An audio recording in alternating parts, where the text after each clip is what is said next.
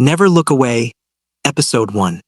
The first sighting. Liam didn't believe in ghost stories. He didn't believe in urban legends or whispered warnings passed down from the older kids in his neighborhood.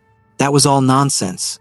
The kind of stuff people tell each other when they're drunk around a campfire, trying to scare themselves for fun. But what Liam saw that night, it wasn't a story, and it wasn't fun. The shadow under the light. It started with a feeling, that unmistakable, icy prickle crawling down the back of his neck. The feeling that someone's watching. He glanced out the window, expecting to see a stray cat or a neighbor out for a smoke. Instead, he saw it. A figure, standing dead still under the streetlight across the road. It didn't move. It didn't shift. It didn't even breathe. Just standing, facing his window, staring right at him. Something is wrong. Liam squinted, heart thudding a little faster. Maybe it was just a person. Maybe someone waiting for a ride. But no, there was something wrong about its shape. Its arms were too long. Its head tilted at an angle no human neck could hold. And even though the streetlight should have cast a shadow behind it, there was none. The first mistake. Liam tore his gaze away, shaking his head, laughing softly at himself. "Stop being ridiculous," he muttered. He glanced at his phone, scrolling mindlessly, trying to shake off the unease. When he looked back, the figure was closer. It now stood at the edge of his driveway, still not moving, still facing his window. For it knows when you look away. A chill rolled through his chest, cold enough to make his breath shudder. There were no footsteps, no sound. It had simply moved, or worse, teleported. Liam's pulse hammered against his ribs. He stood frozen at the window, his mind screaming to make sense of it. It was impossible, but there it was. Don't blink. He couldn't look away now. He didn't even dare to blink. The figure stood just outside the pool of porchlight now, half in shadow, half illuminated. Like reality itself couldn't decide if it wanted to show this thing to him. And its face, there was no face. Just smooth, blank skin stretched too tight over a skull-shaped head. No eyes, no mouth, no nose. But somehow Liam knew it was smiling. The second mistake. His eyes burned. He needed to blink. Just one blink. 1 second. He gave in.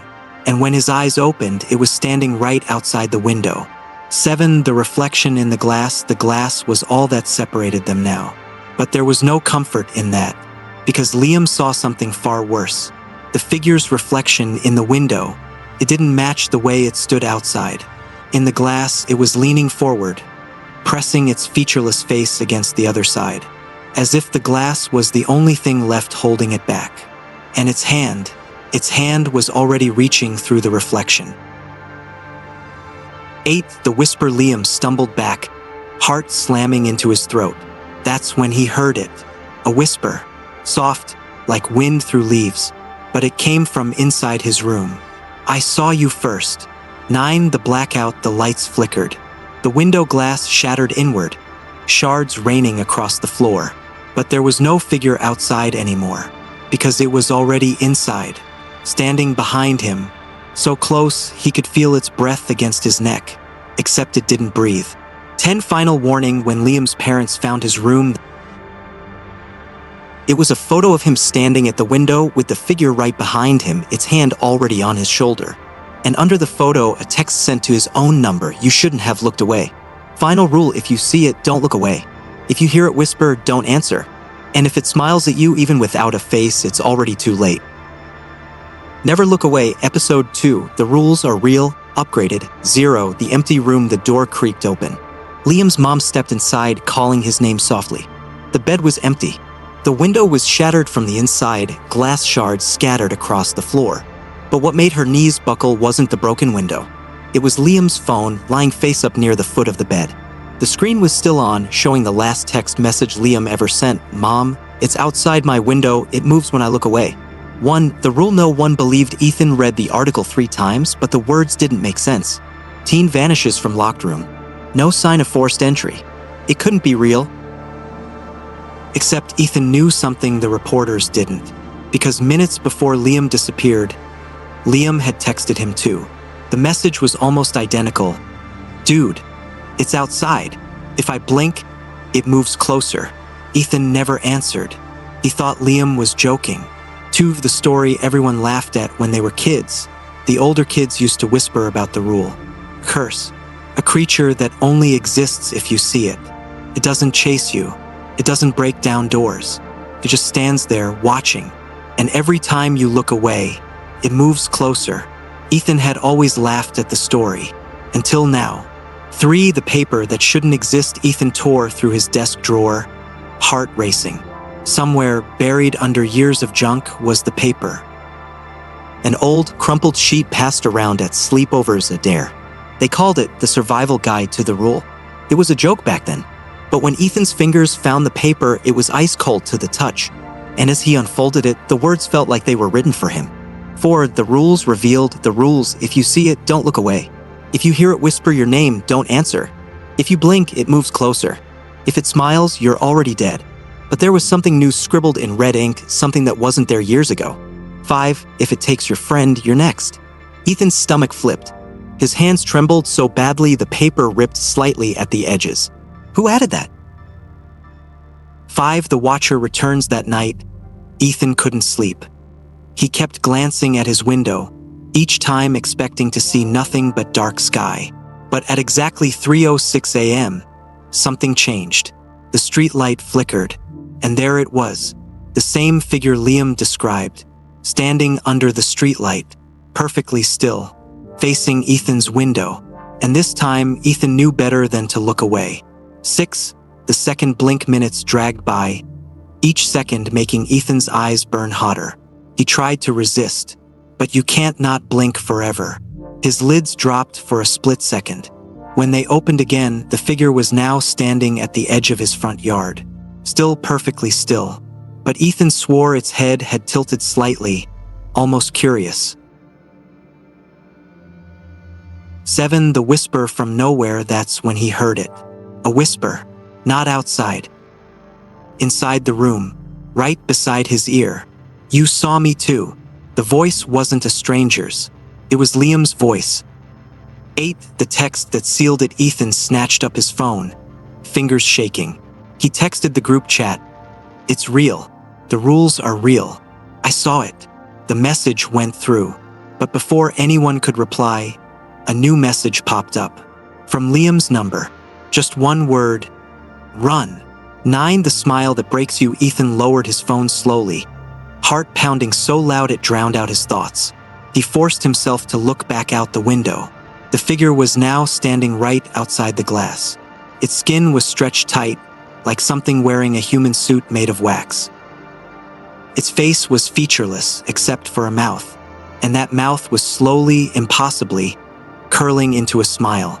10. The reflection knows. Ethan staggered back, gasping for breath. But then, he saw his own reflection in the window. Except his reflection wasn't standing where he was.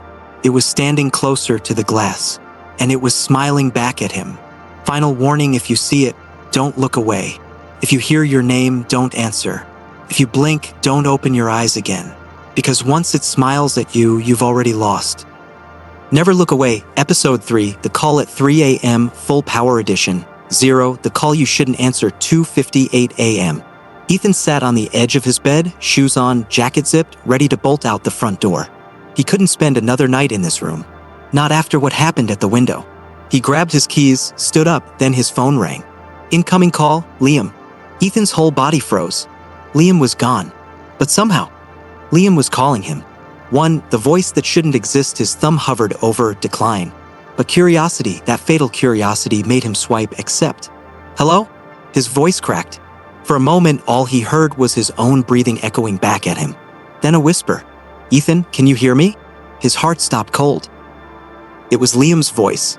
But there was something wrong with it, like someone was playing Liam's voice through a broken speaker underwater. 2, the rule no one knew. Ethan's mind raced back to the rules. None of them mentioned a phone call. There were rules about seeing it, hearing it whisper, blinking, but nothing about the phone. This was new territory. A rule that hadn't been written yet. A rule being written just for him. 3, the reflection watches from the corner of his eye. Ethan caught a glimpse of his bedroom mirror. His reflection was there, but it wasn't matching his movements. It stood perfectly still, holding the phone to its ear, just like Ethan, but it was smiling. A stretched, cracked smile that didn't belong on any human face. For the whisper game, "Where are you, Liam?" Ethan's voice shook. The line crackled, and through the static came a new voice. Not Liam's, not Ethan's. Something older, hungrier. "Do you want to know where Liam went?" Ethan's throat went dry. "No." "Then why did you answer?" 5. The video that shouldn't exist, the call ended. But Ethan's phone immediately buzzed with a new notification. One new video received. No sender, no number, just there. His hand trembled as he tapped play. 6. The last 3 minutes of Liam, the video was shaky, like someone holding the phone with trembling hands. It showed Liam standing at his window, face pale, sweat dripping down his neck. Then the screen went black for half a second. When it flickered back on, Liam's reflection moved first. Liam stood still, frozen in fear, but his reflection turned to face the camera, smiling wide enough to tear skin. Then the reflection stepped out of the glass, grabbing Liam from behind. The screen went dark. 7. The knock on the glass. Ethan threw his phone across the bed, breath ragged. This couldn't be real. Couldn't. Tap, tap, tap. The sound came from his mirror. The reflection was still there, standing in the glass, staring directly at him. But Ethan wasn't standing. He was sitting on the bed. The reflection had moved closer. 8. The final call, 3:09 a.m. The phone rang again. Same number, same name, Liam. This time, Ethan didn't answer. But as the phone rang, the reflection started walking forward inside the glass. With every ring, it stepped closer. 9. The new rule writes itself on his desk. The old crumpled paper with the rules lay untouched. But now, words were appearing by themselves, scratched into the paper like an invisible knife carving the page. New rule number 6. If they call at 3 a.m., don't answer. And underneath it, one more line. If you answer, your reflection takes your place. 10. The smile that ends it all. Ethan couldn't look away from the mirror, because now, his reflection wasn't him anymore. It was something else. Its eyes had no whites, just bottomless black voids. Its smile stretched ear to ear, skin splitting at the corners. It lifted one finger to its lips, shoo, as if warning Ethan not to scream. Then, with one last blink, Ethan's world went black. When his parents found his room the next morning, the mirror was shattered, and Ethan was gone. The only thing left was his phone, screen cracked, with one final message open. You answered. Now it's your turn. Final warning: if your phone rings at 3 a.m., don't answer.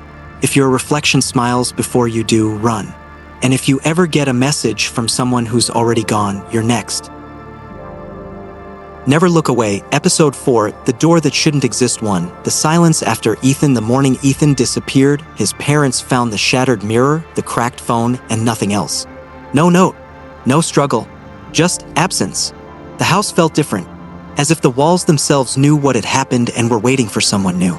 That someone was Ethan's sister, Maya. 2. The first whisper. Maya had been asleep when it all happened. She woke to her mom's scream, bolted down the hall, and found her parents in Ethan's empty room. The glass sparkled under their feet like broken ice. But Maya's attention locked on the mirror frame still hanging on the wall, its center now just an open void. And in that void, for half a second, she swore she saw an eye looking back at her. 3. The door that shouldn't exist. That night, Maya couldn't sleep. The house was too quiet. Even though Ethan's room was right across the hall, it felt like there were now miles between them. Like his room had somehow stretched further into the dark. At 3 a.m., her phone vibrated once. No call, no text, just a notification from her camera app. Motion detected in Ethan's room, but the door was shut. And when she got up to check, there was another door beside Ethan's. A door that had never been there before. For the rule, no one wrote the rules. Liam and Ethan followed. The cursed rules passed from kid to kid. They never mentioned a door. This was new. The curse was evolving. Maya stood frozen, staring at the door. It was smaller than the others, like a door meant for a child, and its wood was darker, almost burnt black. No handle. Just a keyhole shaped like a watching eye. And when Maya leaned closer, she heard breathing from the other side. 5. The chain of fear. Maya spent the next day digging through Ethan's things, desperate for answers. She found the rules crumpled under his bed, but they were different now. New rules had appeared, written in handwriting that didn't belong to Ethan or anyone human. New rule number 7. If the door appears, you have until dawn to open it, or it opens for you. Maya's hands shook. Her clock read 11:47 p.m.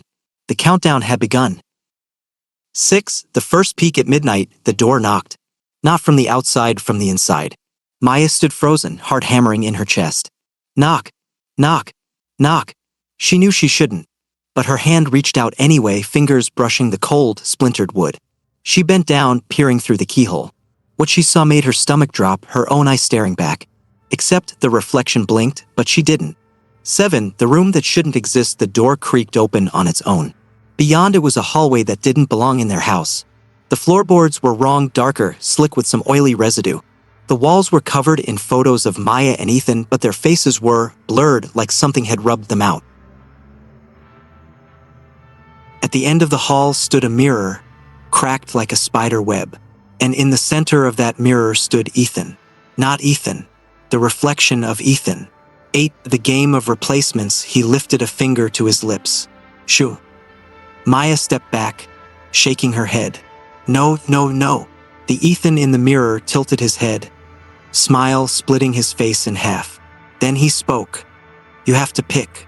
Maya's voice came out hoarse. Pick what? One of us gets to leave. The other stays. She wanted to run, but her feet wouldn't move. If you look away, I get to pick for you. 9. The memory that never happened. Suddenly, the photos on the wall changed. They showed memories Maya didn't recognize. Photos of her and Ethan in places they'd never been, doing things that never happened. Except, in each photo, one of their faces was missing, replaced by a reflection. 10. The timer runs out. Maya looked at the clock on the wall. 4:53 a.m. She had 7 minutes left. Her trembling hand reached for the mirror. If she touched it, maybe, just maybe, she could pull Ethan back. But as her fingers brushed the glass, it ripples like water, and something cold grabbed her wrist from the other side. 11. The door chooses 5 a.m. The hallway light flickered once. Then the door slammed shut. Maya collapsed to the floor, heart racing so fast she thought it might burst. When she opened her eyes, the door was gone. But her reflection in the hallway mirror? It wasn't Maya anymore. It was Ethan. And he was smiling. 12. The final rule. At sunrise, Maya found the paper again. One last rule had written itself in dripping ink. Final rule. Once the door closes, one of you belongs to the house forever.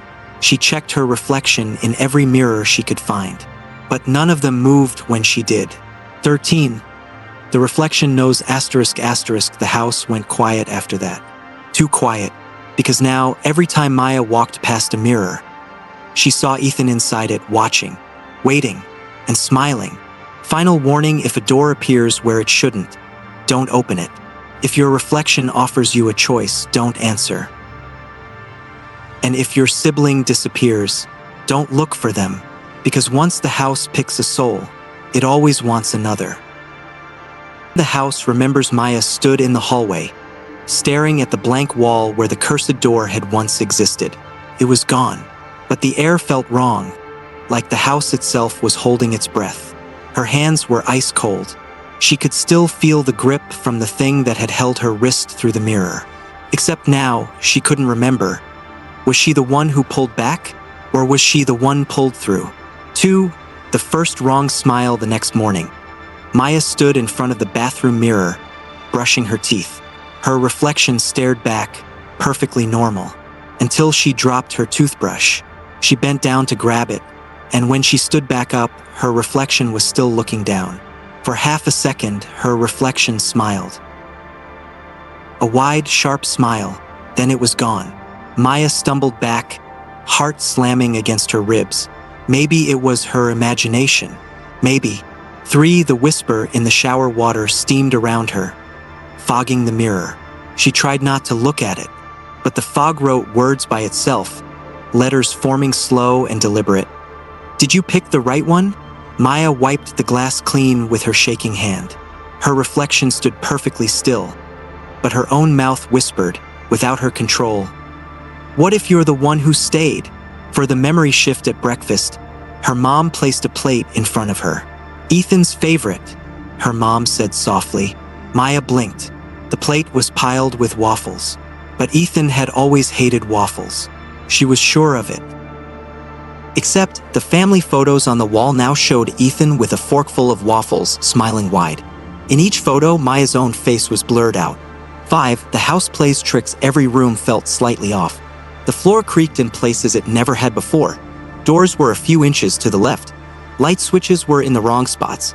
Like the house had been replaced with something that looked almost right, but wasn't. 6. The call that shouldn't happen that night. Maya's phone rang at exactly 3 a.m. The screen showed, "Incoming call, Maya." Her own name. Her own number. She didn't answer. But the voicemail that followed played automatically. It was her own voice, but distorted and reversed, saying only, "You picked wrong." 7. The smile in the dark at 3:15 a.m. Maya woke up to a sound in her room. Breathing. Not hers. In the darkness, she saw it, a figure standing at the foot of her bed. It was Ethan. No, it was her version of Ethan, the one she thought she saved. His face was normal, but his mouth, it stretched into a smile too wide, too sharp, splitting his cheeks open. "Thanks for bringing me back," he whispered. Maya couldn't scream. 8. The reflection test. Maya dragged herself to the bathroom, heart racing. She stood in front of the mirror, desperate to see her own face and ground herself in reality. "Show me I'm real," she whispered. Her reflection smiled first. Maya didn't. The reflection pressed its hand to the glass, and Maya's palm burned like it was touched by ice. And from the reflection's mouth, her own voice whispered back, "You should have left me there." 9. The family that forgets. The next morning, Maya sat at the kitchen table. Her parents moved around her like she didn't exist. They never looked at her face directly. At one point, her mom set 2 plates down, one for her, one for Ethan. But Ethan wasn't there, except his plate slowly emptied, as if someone was sitting there, smiling. 10. The door returns. That night, the wall across from her bed warped. The wood stretched like skin, and the burnt black door returned. This time it had a handle shaped like a grinning mouth. And from the other side came a voice, her own voice. "Let me back in." Maya curled under the blankets, trembling. If she opened that door, would she find Ethan? Or herself? Or something else entirely? 11. The game of smiles. The next day, Maya received a text from Ethan's old number. It was a photo, a picture of her, but her face had Ethan's smile. Then another photo followed, a photo of Ethan, with her face, and her terrified expression. The caption read, "Only one of us can stay real." 12. The last 3 a.m. At 3 a.m. sharp, the door creaked open. Maya sat up, staring into the darkness. There were 2 figures standing in the doorway, 2 versions of herself. One was crying. The other was smiling. The smiling one stepped forward and whispered, "Which one do you want to be?" 13. The final rule. Maya reached under her pillow, pulling out Ethan's crumpled rules paper. A new rule had appeared, written in deep red. Rule number 8. If you bring someone back, make sure it's really them. Maya stared at the paper until the ink dripped off the page like blood. She looked up. Both versions of herself were gone. But her reflection, it was still there, smiling. 14. The morning after. Maya's parents found her standing in front of the mirror, whispering to it softly. But when they spoke to her, she didn't respond. Because Maya was no longer in her body. Her smile never faded. And from the mirror, her real voice whispered, "Wrong choice. Final warning: if the door appears, don't open it. If your reflection smiles first, it's not you anymore. And if you ever get the chance to bring someone back, make sure they're the right one." 1. The morning mirror. Maya walked downstairs for breakfast. She felt lighter, like something inside her had slipped free in the night.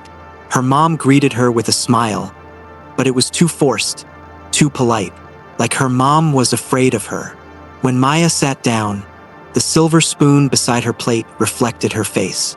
She wasn't smiling, but her reflection was. To the school bell back at school, things felt off. Every time Maya passed a window or a locker mirror, her reflection seemed a fraction slower than her real movements. And once, just once, she swore her reflection winked at her. 3. The text that shouldn't exist at 11:11 a.m. Her phone buzzed. A new group chat had appeared, Never Look Away, with no creator listed. The only members were Maya and Ethan, but Ethan was gone. A message appeared from Ethan, "Who's the one outside?" For the wrong footstep in the bathroom stall between classes, Maya sat trembling, phone clenched in both hands. Someone walked in. Their footsteps were wrong, one step too many for a human stride. Maya peeked under the stall door. 2 feet stood there, but they were facing backward. 5. The mirror check. She forced herself to the sink, facing the mirror. Her reflection stood still while she brushed her hair. She lifted the brush, the reflection lifted the scissors. 6. The girl in the hallway. Rumors spread fast. By lunchtime, kids whispered that Maya's reflection had been seen moving on its own.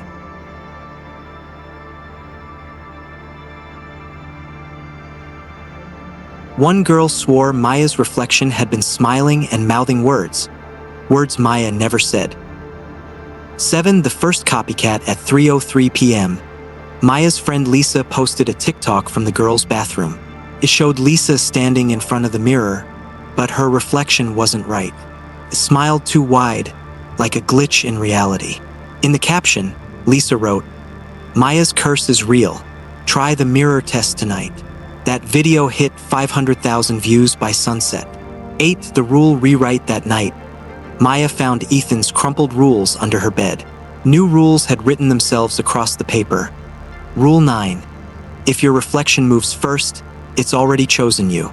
Rule 10. The more people see the curse, the faster it spreads. Rule 11. If the wrong one walks out of the house, the curse leaves with them. Maya's hands trembled. She was the wrong one. 9. The viral curse. By morning, TikTok exploded with hashtag mirror summon and hashtag never look away challenges. Kids filmed themselves staring into mirrors at 3 a.m., waiting for something to smile back. Most saw nothing. A few saw too much. One girl screamed until she lost her voice. Another refused to speak to her reflection ever again.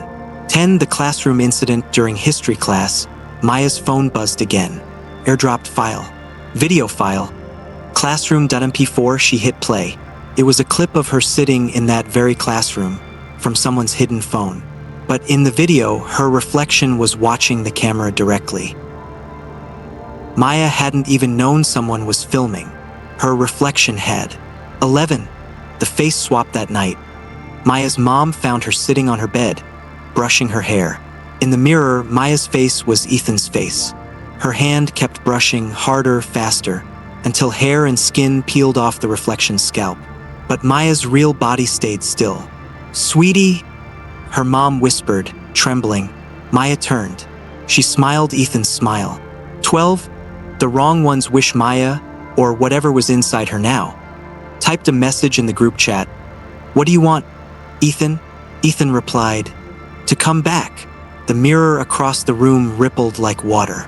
Maya reached for it. Her reflection grabbed her wrist. "It's my turn now."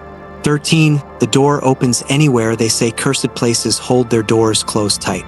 But when a cursed person walks out, the door can appear anywhere. In the reflection of a phone screen, inside a bus window, even in someone else's dream. That night, Maya's reflection knocked on her mom's bathroom mirror. Her mom opened it without thinking. 14. The smile that spreads. When her mom looked in the mirror, Maya's reflection smiled back. And her mom's reflection smiled too, even though Maya's mom wasn't smiling. The next morning, both of them stood in front of the mirror. Neither moved, but their reflections whispered to each other, "Your turn." 15. The final broadcast. At 3:33 a.m., Maya's TikTok account went live. She stood alone in her room facing the mirror. Her reflection held her phone, but Maya's hands were empty. She spoke, "If you're watching, the curse is already with you. Don't look away." The screen glitched, flickered for half a second. Everyone watching saw their own reflection on screen, smiling back at them. The live cut off. Final warning: if you see someone's reflection smile before they do, run. If you get added to a group chat with no creator, leave immediately. And if you watch the wrong video at 3:33 a.m., you've already been chosen. Never Look Away, Episode 7. The group chat nobody made one, the morning after the live stream at exactly 7 a.m. Lily's phone buzzed under her pillow. Eyes barely open, she grabbed it, expecting a reminder for school. Instead, a new group chat had appeared overnight. Group name: Never Look Away. The members: Lily, her 3 best friends, and Maya. But Maya was dead. 2. The message that sends shivers. The first message arrived instantly, from Maya's number. It wasn't text. It was a live photo, a shot taken directly through Lily's own bedroom window from outside. Lily's bed was in the picture, and in the reflection of the window glass, Maya stood smiling. 3. The rule: nobody knew. Her friends spammed the chat, asking who made this, who was pranking them. No one confessed. Then Maya sent another message. New rule added: if you watch the stream, you've already been seen. Lily's heart stopped. They all watched it. For the knock you can't ignore at 3:33 p.m. Lily was in the bathroom stall at school. Her phone buzzed again. Maya, come to the mirror. Knock, knock, knock, came from the mirror inside the stall. The glass bulged outward, like something was pressing its face against the inside. 5. The group chat breathes as Lily ran. The group chat pinged endlessly, messages flooding in. Maya, don't look away. Maya, don't turn off your phone. Maya, don't blink. Every time a message arrived, her screen glitched, showing Maya's reflection flickering for half a second. Not Maya, her reflection version. The one with the smile that shouldn't exist. 6. The first disappearance that night. Lily called her friends to warn them. Only 2 answered. The third, Emma, never picked up. In the group chat, Emma's icon turned gray. The last message from her number said, "She smiled first." 7. The video nobody filmed at 3 a.m. Lily's phone buzzed again. Airdrop request. From Maya, it was a video file. Lily's hand shook as she hit play. It showed her own bedroom, filmed from inside the mirror. She was sleeping, but her reflection, it was wide awake watching her, and slowly it started to crawl out of the glass. 8. The reflection game. The group chat exploded with panic. Lily's friends were all seeing the same thing, reflections moving on their own, smiling too wide, whispering things they couldn't hear. One friend texted, "My reflection left the mirror, but I'm still here. What does that mean?" Maya replied, "It means you're not the real one anymore." 9. The face swap rule. At 4:44 a.m. A new rule appeared in the chat, written in red pixels. New rule added: if your reflection walks out first, it takes your name. You become nothing. Lily checked her bathroom mirror. Her reflection stood with its back to her, facing the glass. And when it turned around, it had no face. 10. The photo that steals souls. The group chat sent one last message. Maya, take a selfie right now. Lily did. Her phone froze for 3 full seconds after the shutter clicked. When the photo appeared, her face was missing, replaced by Maya's smile. And when she looked up, her reflection was gone. 11. The last rule writes itself at dawn. Only Lily and one friend were left in the chat. The others had gone gray, vanished. The final message appeared, typed out letter by letter without anyone sending it. Final rule: if the group chat closes, everyone left inside belongs to the reflection forever. The screen went black. Lily's phone shattered itself, cracking from the inside out. 12. The morning news. The next day, the school whispered about 4 students missing overnight. The only trace left behind in their rooms was a phone with a broken screen, a mirror with a smile drawn on it in blood, and one final text on the broken phone screen: We saw you too. 13. The group chat never dies. Lily's number disappeared from her family plan. But every night at exactly 3:33 a.m., her mom's phone would vibrate. A new group chat appears. Never look away, with only one member inside. Lily. Final warning: if you ever get added to a group chat you didn't join, leave immediately. If your reflection smiles before you do, cover all mirrors. And if your phone rings at 3:33 a.m., don't answer. Because once you reply, you become part of the game. And in this game, there's no way to win. 1. The final 4. By the time dawn broke, only 4 names were left in the cursed group chat. Lily, Connor, Aisha, Dylan. The others? Grayed out. The chat had become a digital graveyard. Each grayed name representing someone who had either vanished or worse. And every time someone disappeared, a new rule wrote itself in blood-red pixels at the top of the screen. 2. The rule nobody wanted to read. At 7 a.m., the latest rule appeared. It read, Rule 12. If only 4 remain, the mirror will open. 1 gets to leave. 1 gets to stay. 1 must vanish. And 1 becomes the mirror. Lily's stomach twisted. It was a countdown to the end of everything. 3. The call from the reflection at exactly 3:33 p.m. All 4 phones rang at once. The caller ID showed Maya's reflection. None of them answered, but the screens didn't stop ringing. Even when they powered off the phones, the sound kept buzzing, coming from the mirrors in their rooms instead. When Lily glanced at her mirror, her reflection was already holding the phone to its ear. For the shared nightmare that night, all 4 fell into the same nightmare. They stood together in a long hallway of mirrors, each mirror showing a different version of themselves. 1 smiling too wide, 1 with no face at all, 1 standing with its back turned, refusing to look, and 1 holding a door key made of glass. Each mirror whispered in sync, choose. 5. The vote at 3 a.m. The group chat forced them to vote. Who gets to leave? Who stays? Who vanishes? Who becomes the mirror? They tried refusing, but the reflection in each of their phones voted for them, smiling all the while. 6. The result they didn't expect. Lily was voted to leave. Connor was voted to stay. Aisha was voted to vanish. Dylan was voted to become the mirror. But when the final result showed up, the chat glitched, all 4 names blurred. And the new message appeared, none of you were real to begin with. 7. The forgotten truth. Flashbacks flooded their minds, memories of the first time they saw the reflection. Not during Maya's livestream, not after Ethan disappeared, but years ago, when they were children. The curse didn't start last week. They had been marked since the first time they looked into a mirror and saw something smile back. They just forgot. Until now. 8. The house of mirrors. Their surroundings shifted. No longer their bedrooms. They stood inside a house made entirely of mirrors, each wall reflecting every mistake they ever made. Every time they had looked away. Every time they had blinked. Every time they had answered a call they shouldn't have. Every sin reflected back tenfold. 9. The bargain. Maya's reflection appeared, stepping out from the largest mirror at the end of the hall. But it wasn't Maya anymore. It was something older. Something that had worn 1,000 faces before hers. It offered a deal: break the final rule and one of you gets to wake up. Ignore it and all 4 of you belong to me. 10. The final rule. The last rule burned itself into the glass floor. Rule 13. To break the curse, you must shatter the mirror, but only from the inside. That meant one of them had to become the reflection permanently trapped behind the glass so the others could go free. A permanent trade. 11. The smile test. To choose who would stay, they were forced to take the smile test.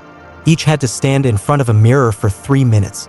If their reflection smiled before they did, they had already been chosen. When Lily stood before her mirror, her reflection didn't just smile. It laughed. 12. The final goodbye. Lily knew. She had been the wrong one since the very beginning. She was the one who walked out of the cursed house. She was the one who should have stayed behind. But now she could set the others free. She stepped into the mirror willingly. The glass sealed behind her. And her reflection, the real Lily, finally walked out into the world again, leaving the others behind. 13. The twist nobody saw coming. As the others woke in their real rooms, relieved they had escaped, their mirrors were blank. No reflection at all. Because the reflections were still inside the house. The real ones had never come back. Only their smiles walked free.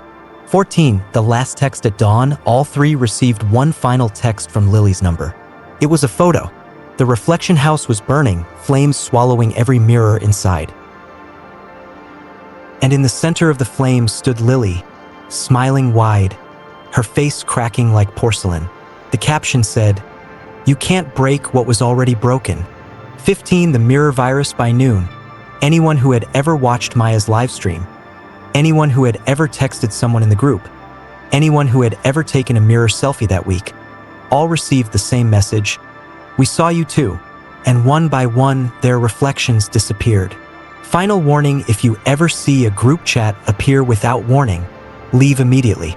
If your reflection ever smiles before you do, cover every mirror in your house. And if your reflection ever whispers your name, you've already been seen. 1. It started with a live stream the world didn't understand at first. When Maya's cursed stream ended, it was only a story for horror forums and ghost hunting TikTok accounts. A spooky glitch, a viral prank. But within 48 hours, thousands of people started reporting the same thing. Their reflections smiled before they did, and then they vanished. 2. The first 24 hours, news anchors read the headlines with uneasy smiles. Mirror madness sweeps the internet. Teen's reflection game goes horribly viral. First, people laughed, until the disappearances started. Entire families vanished overnight. All that remained were their phones, with the group chat still open. Never look away. 3. The mirrors that remember Lily's parents found her bedroom empty, her mirror shattered inward. But when they looked into their own bathroom mirror, they saw Lily standing behind them, smiling, even though the room was empty. 4. The rule nobody could escape. By the third day, a new rule spread across the internet like wildfire: if you watch the stream, you're part of the game. If you ignore the rules, your reflection takes your place. It was no longer a legend. It was law. 5. Screens became mirrors. Every reflective surface became dangerous. Phone screens, car windows, storefront glass, even puddles after rain. Anywhere you could see yourself, it could see you too. 6. The first global broadcast at 3:33 a.m. Every phone on Earth received the same notification. Live now. Never look away. Final round. No one opened it at first, but the phones forced themselves on. And every screen showed the same thing: your own reflection, staring back. But the reflection smiled first. 7. The rule nobody can break. New rule added. If you see your reflection smile at 3:33 a.m., you have until sunrise to find someone else to watch the reflection for you, or you disappear. It wasn't survival anymore. It was a cursed game of tag. 8. The town that vanished. In a small town in Ohio, every window, every mirror, even the surface of parked cars, was covered in thick black paint. Too late. By dawn, the whole town was gone. Their reflections stood where they once lived, waving to passing cars, grinning ear to ear. 9. The reflection hunters. Online communities formed, self-proclaimed reflection hunters who believed they could fight back. They broke mirrors in public places. They created anti-reflection glasses made of matte black lenses. They even tried carving out their own eyes to avoid seeing themselves. None of it worked, because the reflections weren't just in mirrors anymore. They were in memory. 10. The memory mirror. Connor, one of the final 4 survivors, woke up unable to remember his own face. When he tried to look in a mirror, there was nothing there, because his reflection was no longer waiting in the glass. It was already walking around in the real world, wearing his smile. 11. The infected screen's. Social media feeds became a minefield. Every viral video, every trending post, could be a trap. A hidden clip of Maya's smile, cursed to infect anyone who saw it. Governments tried to shut down the internet, but it was too late. The curse had gone viral inside human memory itself. 12. The rule that writes itself at 3:33 a.m. on the 7th day. Every screen, TV, phone, tablet, flashed the same message. Final rule: if you forget your own face, your reflection walks free forever. Millions of people woke up not knowing what they looked like, because their reflections had already left the mirrors behind. 13. The global blackout. Governments declared a global reflection lockdown. All mirrors were confiscated. All screens were blacked out. Even puddles were filled with black ink.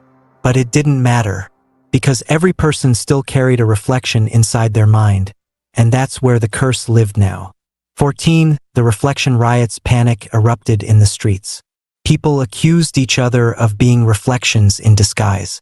Anyone who smiled too wide, anyone who blinked out of sync, anyone who avoided mirrors, was dragged into the streets and shattered.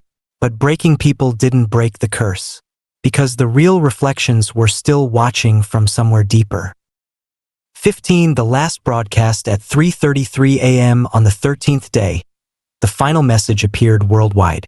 It showed Maya's reflection standing inside the house of mirrors, all the other cursed faces behind her, and they spoke in unison. There's nowhere left to hide.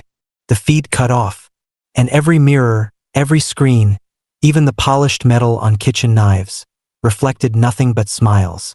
Final warning: if you see your reflection smile before you do, you've already been chosen. If you can't remember your own face, your reflection remembers you. And if your reflection ever walks past you in the street, don't look away, because once they walk free, they want your life more than you do. A world without reflections. Day 14. Every reflective surface on Earth was covered, shattered, or buried. Windows were painted black, car mirrors ripped off, phones were stripped of screens, reduced to plastic shells. There were no reflections left to see. But the disappearances didn't stop, because the reflections had found a new home inside people's eyes. 2. The eyes are the last mirrors. Doctors called it the mirror syndrome, a terrifying new symptom. When victims looked into each other's pupils, they saw the wrong version of themselves staring back. Every blink became a gamble. Would you still be yourself when you opened your eyes? 3. The underground broadcast at 3:33 a.m. An illegal frequency broke through all blocked networks. The broadcast showed Maya's reflection, standing inside a mirrored hallway. She spoke directly to anyone still alive. There's only one way to end this. Find the very first mirror, shatter it, and you shatter every reflection that followed. The screen cut to black, but one final message appeared. The last mirror stands where it all began. For the forgotten house, a small group of survivors, Lily, Connor, and 2 strangers from an online resistance forum, followed clues from ancient urban legends. Every curse starts somewhere. They traced the first known disappearance back to Maya's childhood home, a place none of them had ever dared to enter, the house of first reflection. 5. The mirror in the floor. The house was silent, coated in dust and scratches across the walls, like fingernails dragged desperately through wood. At the center of the living room floor lay a mirror, but it was face down, nailed into the wood. Connor's voice shook. "This is it," Lily whispered. "What if breaking it makes everything worse?" No one answered, because there was something breathing under the glass. 6. The reflection beneath. They pried the mirror free, hands shaking. Underneath was a second mirror, embedded directly into the floor. This one wasn't cracked. It was alive, a surface that rippled when touched, like skin stretched too tight over bone. And in it, they saw not their reflections, but every missing person, trapped behind the glass, faces pressed to the surface in silent screams, including Ethan and Maya. 7. The rule no one knew. Scratched into the wood beside the mirror was the original rule. The very first warning. Older than Maya, older than the live stream. The first mirror remembers every face that ever looked into it. Break it, and you break them too. 8. The vote. They had 2 choices. Keycap 1. Shatter the mirror and risk destroying every soul trapped inside, including Ethan and Maya. Keycap 2. Leave it intact and let the reflection curse spread forever, infecting every future generation. Lily voted to break it. Connor voted to leave it. The others couldn't decide. Then the mirror voted for them. Its surface twisted, showing all their reflections smiling at once. And a voice echoed up from beneath. "Too late." 9. The first reflection walks free before anyone could move. The mirror cracked itself open, and the very first reflection climbed out. It was not human. It had no clear face, just a shifting patchwork of every face that ever stared into it. Its smile was every smile in history, layered into one grotesque grin. And it whispered, "I don't need the glass anymore." 10 The eyes are enough. The reflection reached into Connor's face, through his eyes, and pulled his reflection free, leaving his real body an empty shell. The reflection stepped into Connor's skin, wearing him like a glove. And Connor's empty body collapsed, nothing left inside. 11. The final bargain. The reflection offered a deal. Choose one to stay behind, trapped forever in the mirror. The rest of you can walk free, but you'll carry me inside your eyes forever. Lily stepped forward. "I'll stay." The reflection smiled wider than ever before. Wrong choice. It dragged all of them into the mirror at once. 12. The world without mirrors. By the next morning, the house was gone.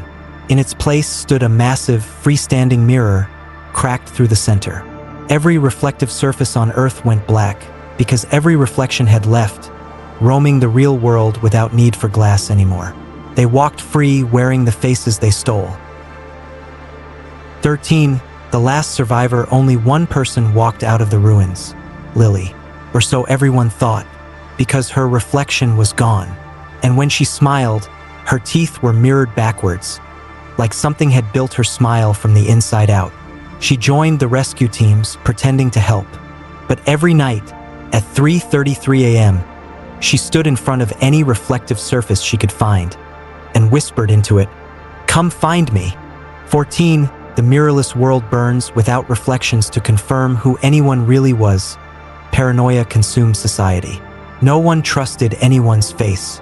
Anyone who smiled too wide was taken away. The only safe people were those who had no reflection at all. Because if you didn't have a reflection, you were already gone. 15. The final rule appears one last time. The cursed group chat flickered back to life. Only one rule remained. The original rule. The rule before all others. Never look into a mirror unless you're sure it's really you looking back. And across the world, every remaining mirror whispered in unison, "We remember you." Final warning: if you see your reflection smile before you do, run. If you can't remember your own face, you've already lost it. And if the mirror ever speaks your name, it's already too late. Because now, the mirrors don't need you to look into them anymore. They walk beside you. And one day soon, they'll look back. 1. Day 0 of the reflection war. The morning after the last mirror standing, the world was no longer the world. Every city, every town, every home became a battleground between humans and the reflections who had walked free. The sky itself seemed to shimmer, as if the air had turned to glass, reflecting a world 1 second behind the real one. In that second, the reflections waited, smiling. 2. The reflection hunters. Lily, or the thing that wore her face, stood at the edge of a makeshift barricade in downtown Chicago. Behind her, a group of survivors, real humans, armed with spray paint, sledgehammers, and blackout tarps. They called themselves the Shatter Crew. Their only mission: destroy every reflective surface left before nightfall. Because at night, the reflections didn't need glass anymore. They could step out of anything that had ever reflected a soul, even a memory. 3. The rule of doubt. The survivors lived by one rule: never trust anyone who remembers you too well, because reflections remembered everything, even things you'd forgotten. If someone knew what you wore on your 5th birthday, shatter their reflection first, ask questions later. For the first battle at sunset, the reflections attacked. They came from puddles, phone screens, the polished steel of car doors, any surface that once held a face. But they didn't come to kill, they came to replace. Each reflection targeted its original, grabbing them and dragging them into the nearest reflective surface, leaving the reflection behind to live their life. By midnight, half the Shatter Crew had been replaced, and no one could tell the difference. 5. The reflection test. Connor, still human, created a test. He made everyone sit in front of a mirror for exactly 3 minutes.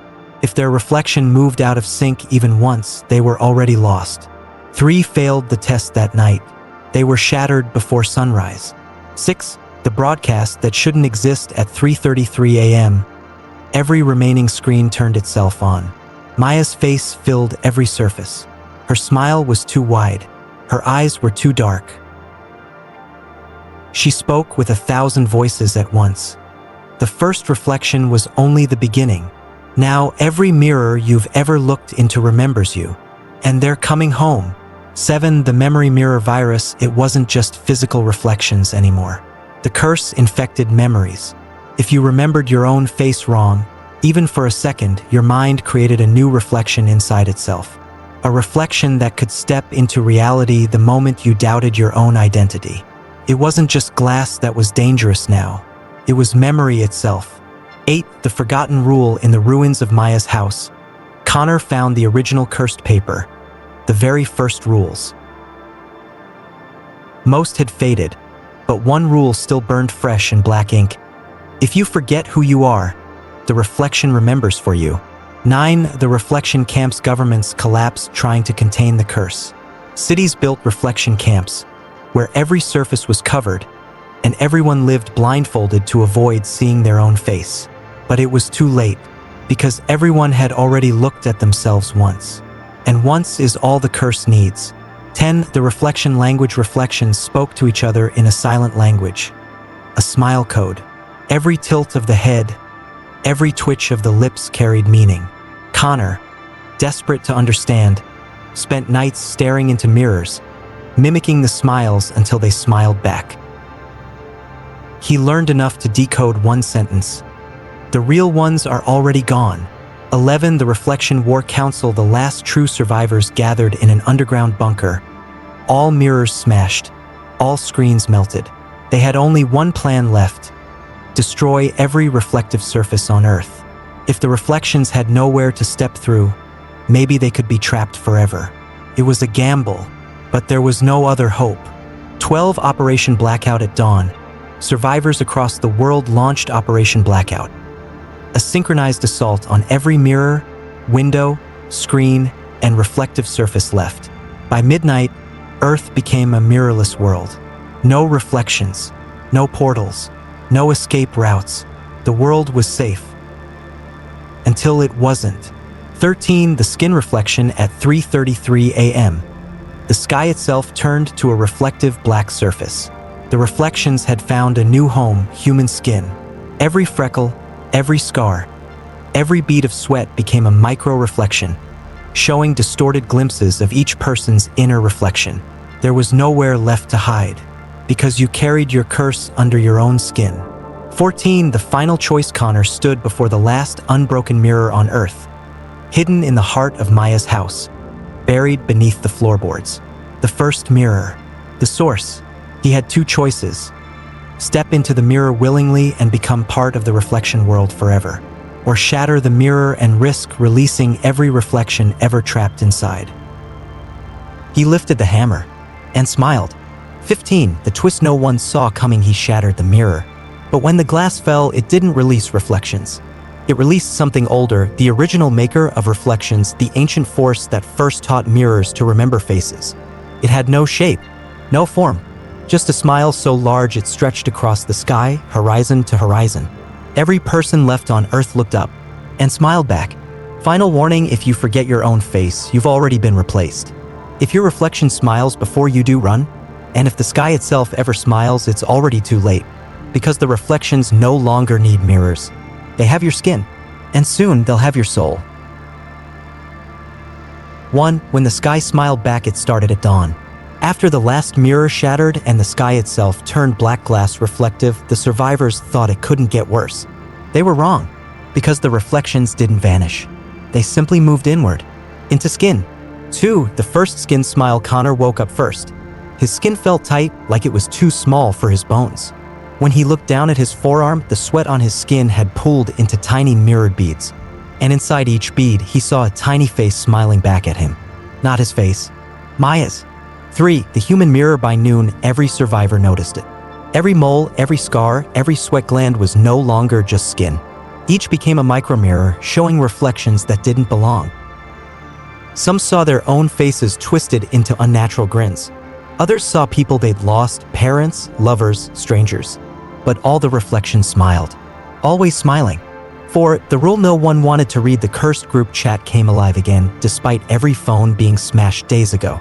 The message appeared directly under their skin, like ink bubbling up through their veins. New rule: if your skin smiles, your soul belongs to the reflection. 5. The skin whisper Lily stood in front of a broken window, sunlight catching her arm. Her shadow stretched across the wall. But her shadow had a mouth. And it whispered, "I'm almost through." 6. The infection spreads. It wasn't just the people who survived the mirror war. Every human on Earth, anyone who had ever seen their own reflection, now carried a piece of the curse inside their skin. Babies were born with smiling birthmarks. The elderly found wrinkles on their hands forming smiling patterns. Even closed wounds healed into grinning scars. 7. The flesh mirror test. Connor, desperate, took a scalpel to his own skin. He cut deep into his palm, peeling back a flap of flesh. Beneath the first layer was not blood, but a thin reflective surface like polished chrome. The reflection in the chrome wasn't him. It was the first reflection, the ancient smile that started it all. And it whispered, "We're already inside." 8. The smiling disease. Doctors called it epidermal reflective syndrome. The media called it the skin smile plague. But the survivors knew the truth. It wasn't a disease. It was a possession. The reflections had found their final doorway. 9. The last safe surface. There was only one place left that couldn't reflect. The inside of the human mind. If you closed your eyes long enough, if you forgot your own face completely, the reflections couldn't find you. But forgetting yourself meant becoming nothing. Some chose to blind themselves permanently. Others erased all photos of themselves. But the worst fate belonged to those who still remembered, because their skin never stopped smiling. 10. The flesh curse goes viral. TikTok trends shifted from #mirrorgame to something darker. #skinsmilecheck. People filmed their arms, legs, necks under bright light, searching for hidden smiles forming in sweat, oil, or scars. Some found nothing. Others found faces grinning back from their pores. Those people disappeared within 24 hours. All that remained was their empty skin, still smiling. 11. The reflection underneath. Lily sat alone, tracing her fingers across her chest, feeling for reflections beneath the surface. Every pulse in her veins glimmered like liquid mirror. Every heartbeat whispered, "We see you." She knew what she had to do. 12. The skin sacrifice. At midnight, Lily made a choice no one else dared. She walked into the ocean, letting the salt water wash over her skin, eroding every reflective surface until her body was raw and reflectionless. But as her skin dissolved, her reflection stood intact, hovering just above the water, free at last. And the reflection whispered, "Thank you for your skin." 13. The final rule. The cursed group chat wrote itself one last time, inside every survivor's veins, glowing beneath their skin like bioluminescent ink. Final rule: to save your soul, lose your skin. 14. The world of skinless people. By morning, the beaches were lined with skinless survivors, their raw flesh pulsing under the sun, no longer capable of reflection. They could never look at themselves again. They could never heal. But they were free, for now. 15. The last reflection smiles. As Lily's reflection stood alone in the ocean, the sky above her rippled like liquid glass. The original reflection, the first smile, descended like a shadow. It whispered into her ear, "Now that they have no skin, will live inside their bones." And the reflection sank into the water, smiling wider than ever before. Final warning: if your skin ever smiles at you, if your sweat forms a face you don't recognize, if your scars ever whisper your name, it's already too late, because now the reflections no longer live in mirrors. They live under your skin, and soon they'll wear you from the inside out. Skinless morning, they stood along the beach, dozens of them, skinless, reflectionless, faceless. The ocean breeze scraped raw muscle and exposed nerve endings, but none of them screamed, because screaming required a mouth, and they had given up everything capable of reflecting themselves. But even with their skin gone, they could still feel it smiling somewhere beneath the surface of reality. 2. When bones remember. The doctors called it phantom smile syndrome. Even after the skin was stripped away, bones carried memory reflections, the imprint of every time you had ever seen your own face. Those memories became new mirrors, hidden inside the marrow. And every night, those hidden reflections laughed quietly under the skinless flesh. 3. The Bone Reflection Manifesto. Connor's journal, found buried beneath Maya's ruined house, revealed the final truth. Reflections were never just in glass. They were a separate species, a second self, born the first time ancient humans saw their faces in water. Every reflection that ever existed waited for millennia until humanity made one fatal mistake. They looked too long. For the blink that started it all, Lily sat on the sand, blood soaking into her bandages, staring at the horizon. She remembered the very first time she saw herself smile. Not in a mirror, in a dream. She was 3 years old, and her reflection, inside that dream, had whispered, "If you blink, I'll take your place." She blinked. And now it had finally come to collect. 5. The global reflection event at 3:33 a.m. Every remaining human, whether they still had skin or not, experienced the same shared hallucination. They stood in a hallway made of bones, every wall carved with reflections of themselves at every age. Infant, child, teenager, adult, elder. Every reflection smiled back, except one. The last reflection, the one they had not yet lived to see. The one that waited at the end of their life. That reflection was already crying blood. 6. The bone mirror ritual. The only way to sever the connection, according to Connor's journal, was to perform the final blink ritual. Face your reflection inside a pool of your own blood. Hold its gaze for exactly 333 seconds. Then blink one final time. If the reflection blinks first, you live. If you blink first, you become the reflection forever. 7. The final 4. Lily, Connor, Aisha, and Dylan were the only ones left from the original group. They gathered around a rusted bathtub filled with blood drained from their own bodies. The blood so dark it mirrored their faces like glass. "Ready?" Connor's voice shook. Nobody answered, because none of them wanted to see who blinked first. 8. The reflection's choice. The blood pool rippled. Their reflections stood perfectly still.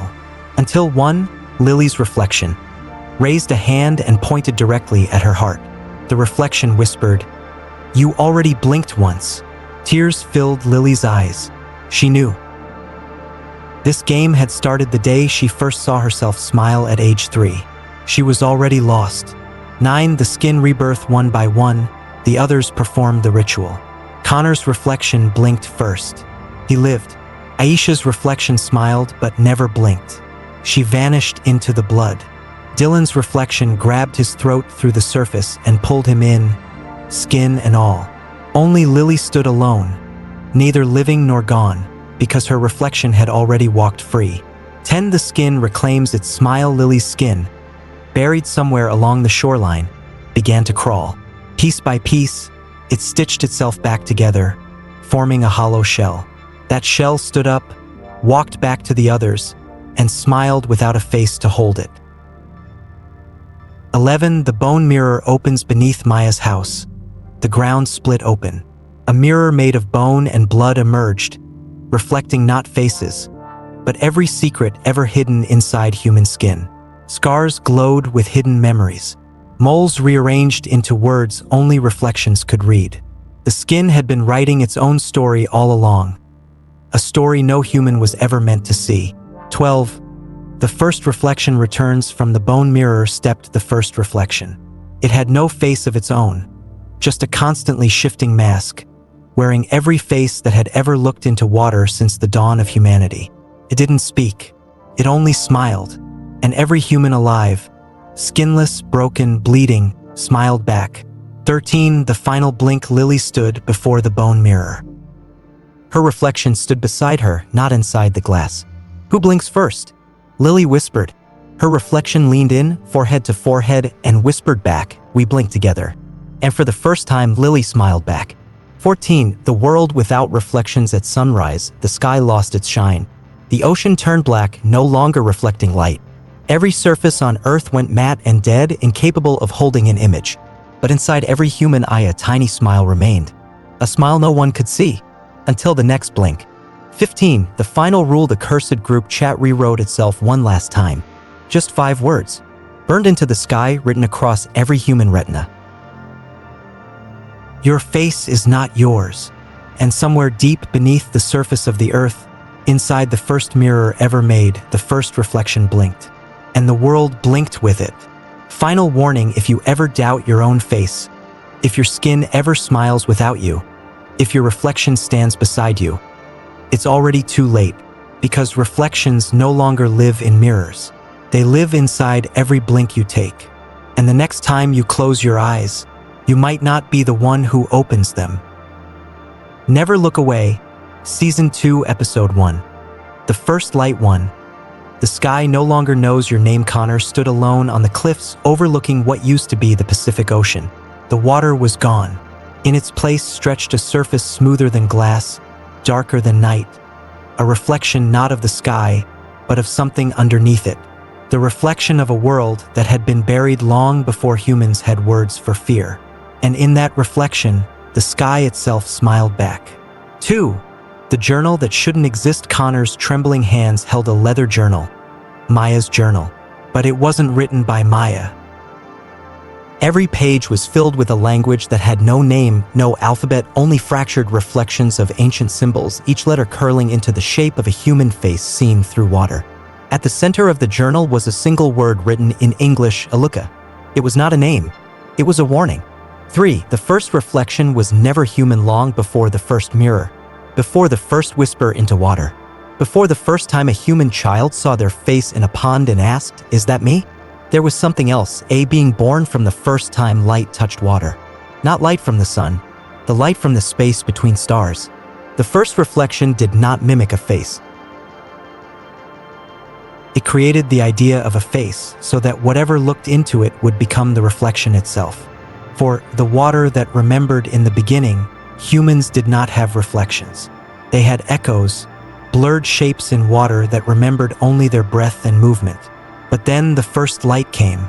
It burned the surface of the oldest lake on Earth, turning it into a perfect mirror, and from that mirror crawled the first face. A face no human had ever owned, but every human would inherit. The first reflection, and it was already smiling. 5. The secret under skin. Connor traced his fingers across his forearm. Skin still raw from the skin's smile plague. The doctors thought peeling off the skin stopped the curse. They were wrong. Because beneath every layer of skin was another reflection, hidden in the sheen of wet muscle and fresh blood. Even inside the body, the first reflection waited. 6. The forgotten language of water. Lily once told Connor about a dream she had as a child. In the dream, she stood at the edge of a black lake, and the water whispered to her. Not in words, but in ripples that moved like a voice, translating into thoughts only children could understand. The lake told her, "We saw you before you were born, because before humans were bodies, they were reflections waiting for skin." 7. The map made of faces. Maya's journal wasn't just a diary. It was a map, but not of land. It mapped every reflection Maya had ever seen. The first time she saw herself cry in a window. The first time she took a selfie. The last time she looked into Ethan's eyes and saw herself reflected there. The map led to the first lake, hidden deep in the earth where the first reflection still dreamed inside the water. And it was waking up. 8. The reflection underfoot. Connor took one step closer to the cliff's edge, and the ground itself reflected his foot, even though there was no water, no mirror. Just earth remembering the first light.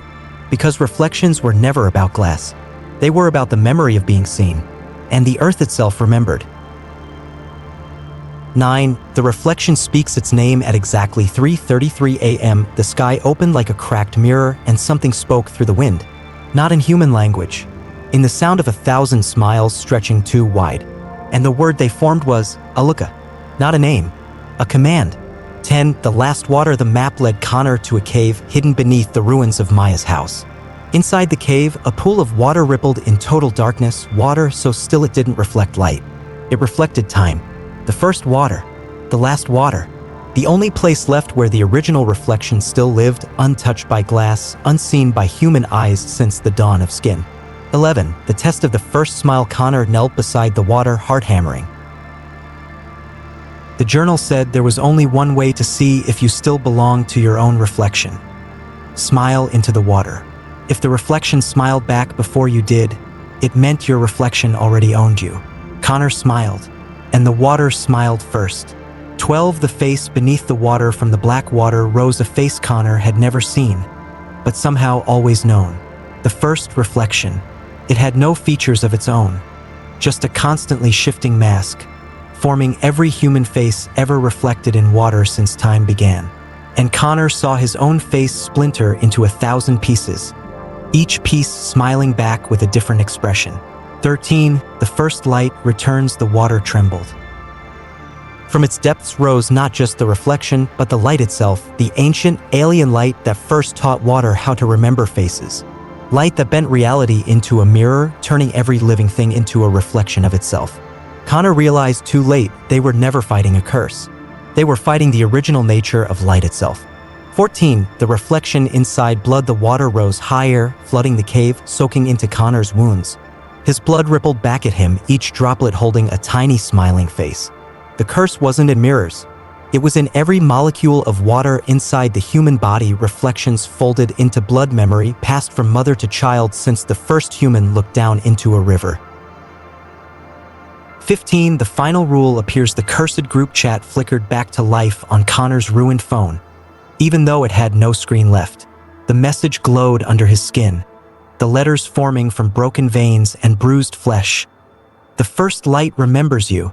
There is nowhere left to hide. The next time you see your reflection, it won't be in a mirror. It will be inside your bones. And as Connor's reflection crawled out of the water and stepped into his skin, the sky above him smiled. Never look away. The Age of Reflections, Episode 2, The Mirrorless Rebellion. 1. The world without mirrors. In the aftermath of the first light's return, society had crumbled. Reflections no longer resided in mirrors. They had infiltrated every surface, every shadow, every glint of light. The survivors, those who hadn't succumbed to the madness of seeing their own faces turn against them, had taken drastic measures. Mirrors were smashed, windows shattered, anything that could cast a reflection was destroyed. The world had become a place devoid of reflections, a mirrorless existence. 2. The mirrorless camp. Deep within the forest, a group of survivors had established a refuge they called the Mirrorless Camp. Here, they sought to live without the fear of reflections. The camp was a haphazard collection of tents and makeshift shelters, all constructed from materials that wouldn't betray them with a reflective surface. Metal was scarce, and anything with a sheen was either dulled or discarded. The camp's leader, a woman named Elena, had been a psychologist before the world fell apart. She understood the human mind's fragility and the terror that came from within. Her goal was to create a sanctuary free from the horrors that had consumed the outside world. 3. The rules of survival. Life in the mirrorless camp was governed by strict rules designed to protect the inhabitants from the dangers of reflections. No reflective surfaces. All items capable of casting a reflection were banned. This included mirrors, glass, and even polished metal. Financial times. No still water, ponds, lakes, and even puddles were avoided or disrupted to prevent reflections. No direct eye contact. The fear that one's eyes could become mirrors to the soul led to the practice of avoiding direct eye contact.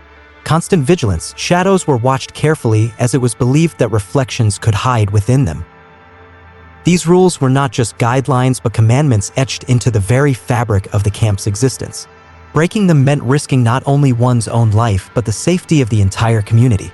4. The arrival of a stranger. One evening, as the sun dipped below the horizon, casting long, distorted shadows across the camp, a stranger stumbled into their midst. His clothes were tattered and his eyes wild with fear. He carried no belongings save for a small, wrapped bundle clutched tightly to his chest. Elena approached him cautiously, her hand resting on the hilt of a knife strapped to her waist. "Who are you?" she demanded. The man looked up, his eyes reflecting the dying light, a sight that sent a shiver through those gathered. "My name is Marcus," he replied, his voice trembling. I seek refuge." Elena studied him for a moment before nodding. "You can stay, but you must abide by our rules."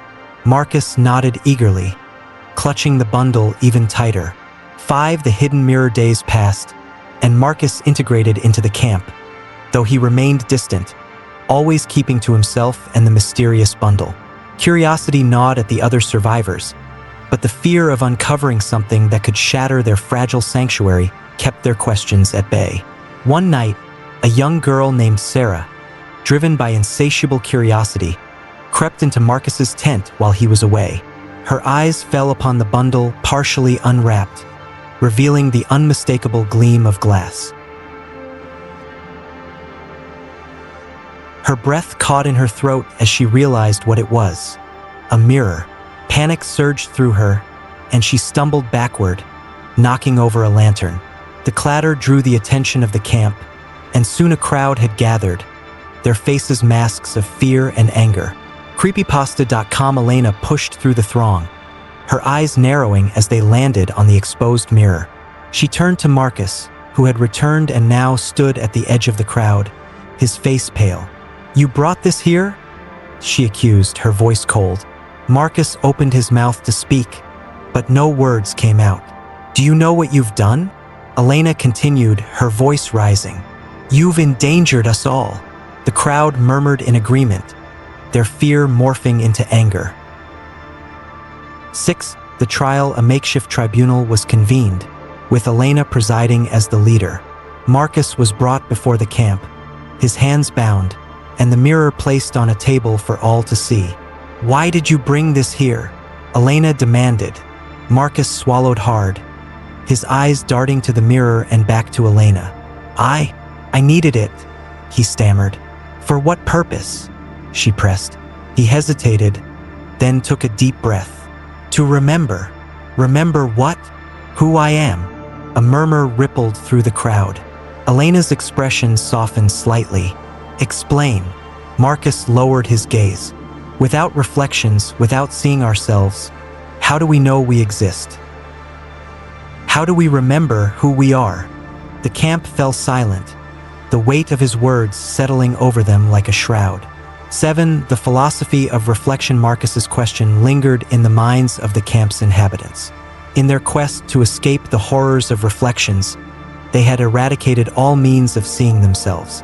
But in doing so, had they also erased their own identities?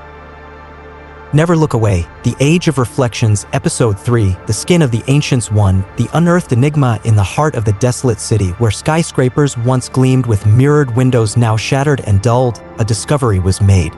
Beneath the rubble of a collapsed museum, a hidden chamber was unearthed.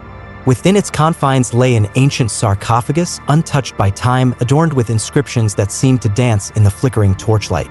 Elena, the leader of the mirrorless camp, stood before the sarcophagus, her breath shallow. The air was thick with the scent of decay and mystery. Beside her, Marcus, the enigmatic newcomer, traced the carvings with trembling fingers.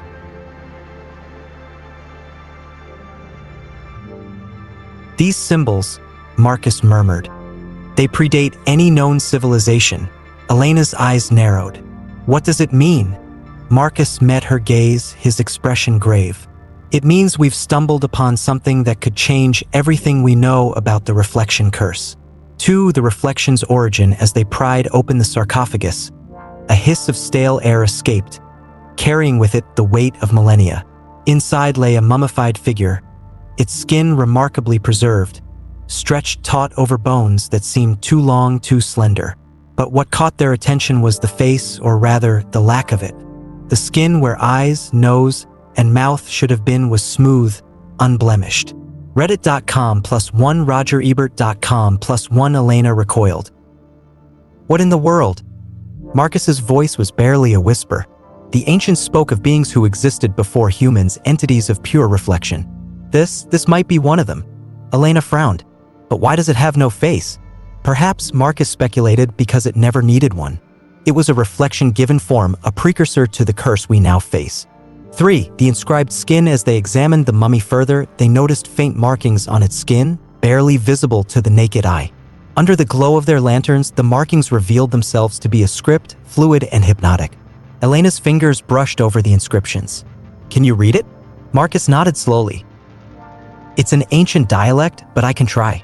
Hours passed as Marcus painstakingly translated the script, his voice filling the chamber with words not spoken for eons. Beware the first light, for it brings forth the echoed ones. They are without form, seeking vessels to inhabit.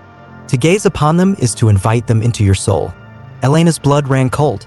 The first light, could it be the same phenomenon we've experienced? Marcus looked up, his eyes shadowed with fear. If it is, then the reflection curse isn't just a modern affliction. It's an ancient invasion repeating through time. For the echoed ones, the realization settled over them like a shroud.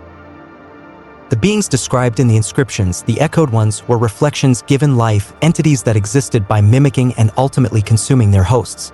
Elena's mind raced. If these echoed ones are the source of the reflection curse, then understanding them could be the key to stopping it. Marcus agreed. We need to learn more about their origins, their weaknesses. This sarcophagus is just the beginning. 5. The Forgotten Temple. The inscriptions hinted at a temple dedicated to the echoed ones, buried deep beneath the city's foundations. A place where rituals were performed to either summon or seal away these entities. Elena made a decision. We have to find this temple. It might hold the answers we need. Marcus hesitated. It's a dangerous path. The echoed ones are not to be trifled with. Elena's gaze was steely. We've been living in fear for too long. It's time to confront the source. 6. The Descent. Gathering a small team from the mirrorless camp, Elena and Marcus ventured into the city's underbelly. The journey was treacherous, with crumbling tunnels and the ever-present threat of reflections lurking in the darkness. As they descended deeper, the air grew colder, and an oppressive silence enveloped them. The walls were lined with reflective minerals, forcing them to avert their eyes lest they catch a glimpse of their own reflections. After hours of navigating the labyrinthine passages, they arrived at a massive stone door, etched with the same fluid script as the sarcophagus. This is it, Marcus whispered. The Temple of Echoes. 7. The Temple of Echoes. Pushing open the heavy door, they entered a vast chamber. The walls shimmered with an otherworldly light, casting shifting patterns that played tricks on the mind. At the center stood an altar, upon which lay a large, polished obsidian mirror. Elena approached the altar cautiously. This mirror, it's different from the others. Marcus nodded. It's a scrying mirror, used in ancient rituals to communicate with the echoed ones. Elena's reflection wavered on the mirror's surface, her features distorting and shifting. She pulled back, unsettled. We need to be careful, Marcus warned. The echoed ones could be watching. 8. The ritual. Among the artifacts scattered around the temple, they found a scroll detailing a ritual to bind the echoed ones. It required a willing sacrifice, someone to offer their reflection as a vessel, trapping the entity within. Elena's heart sank. A sacrifice? I should have known. Marcus placed a hand on her shoulder.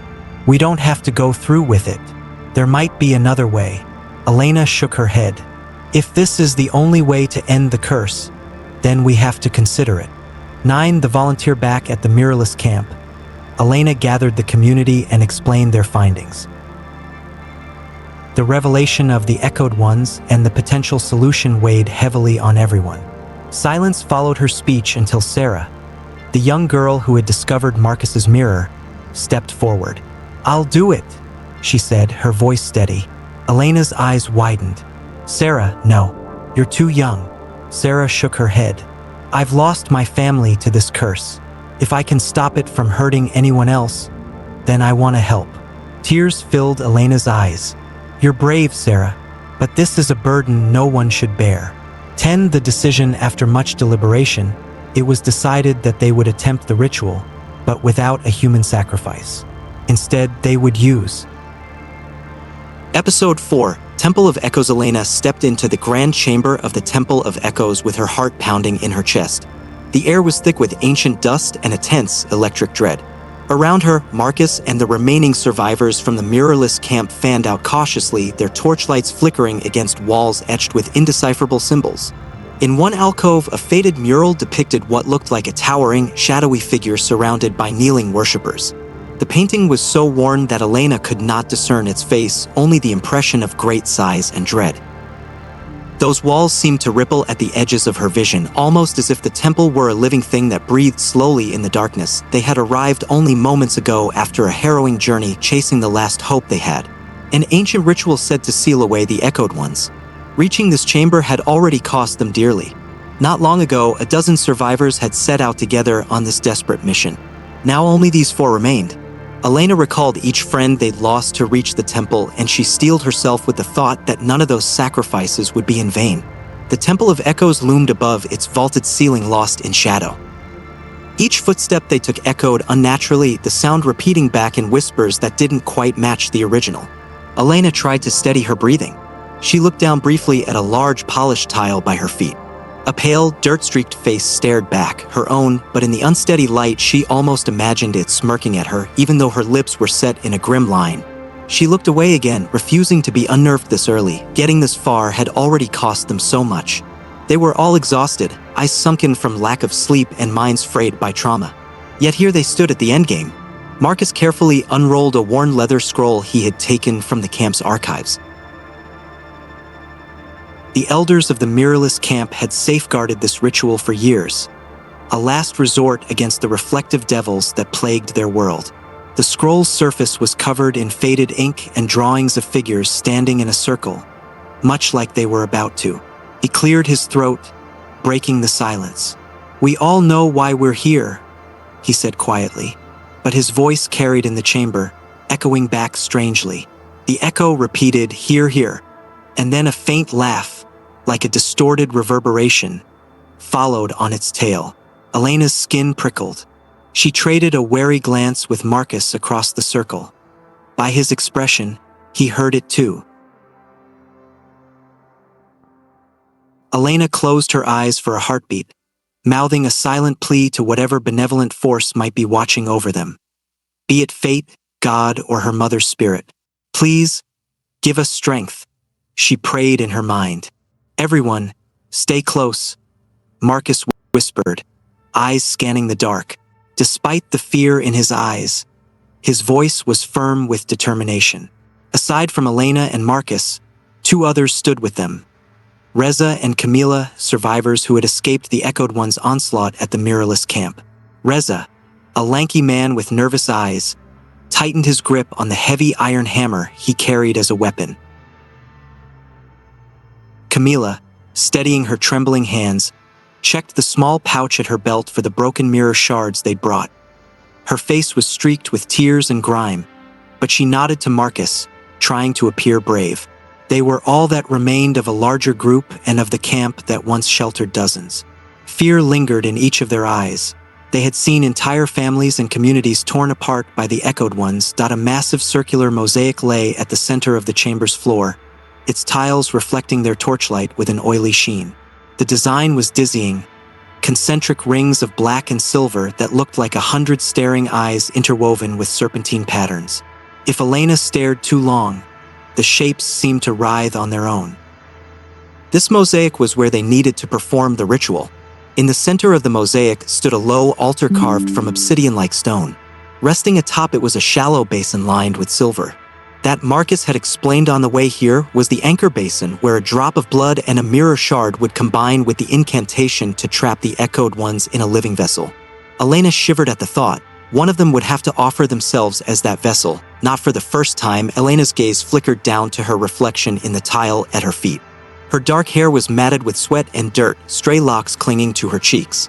She scarcely recognized the gaunt, determined face staring back. Swallowing hard, she forced herself to concentrate. They had one chance to end this nightmare. "Positions," Marcus ordered quietly.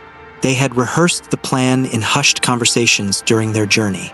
Each person would stand at a cardinal point around the mosaic, recite their part of the incantation, and be ready with their mirror shard when the time came.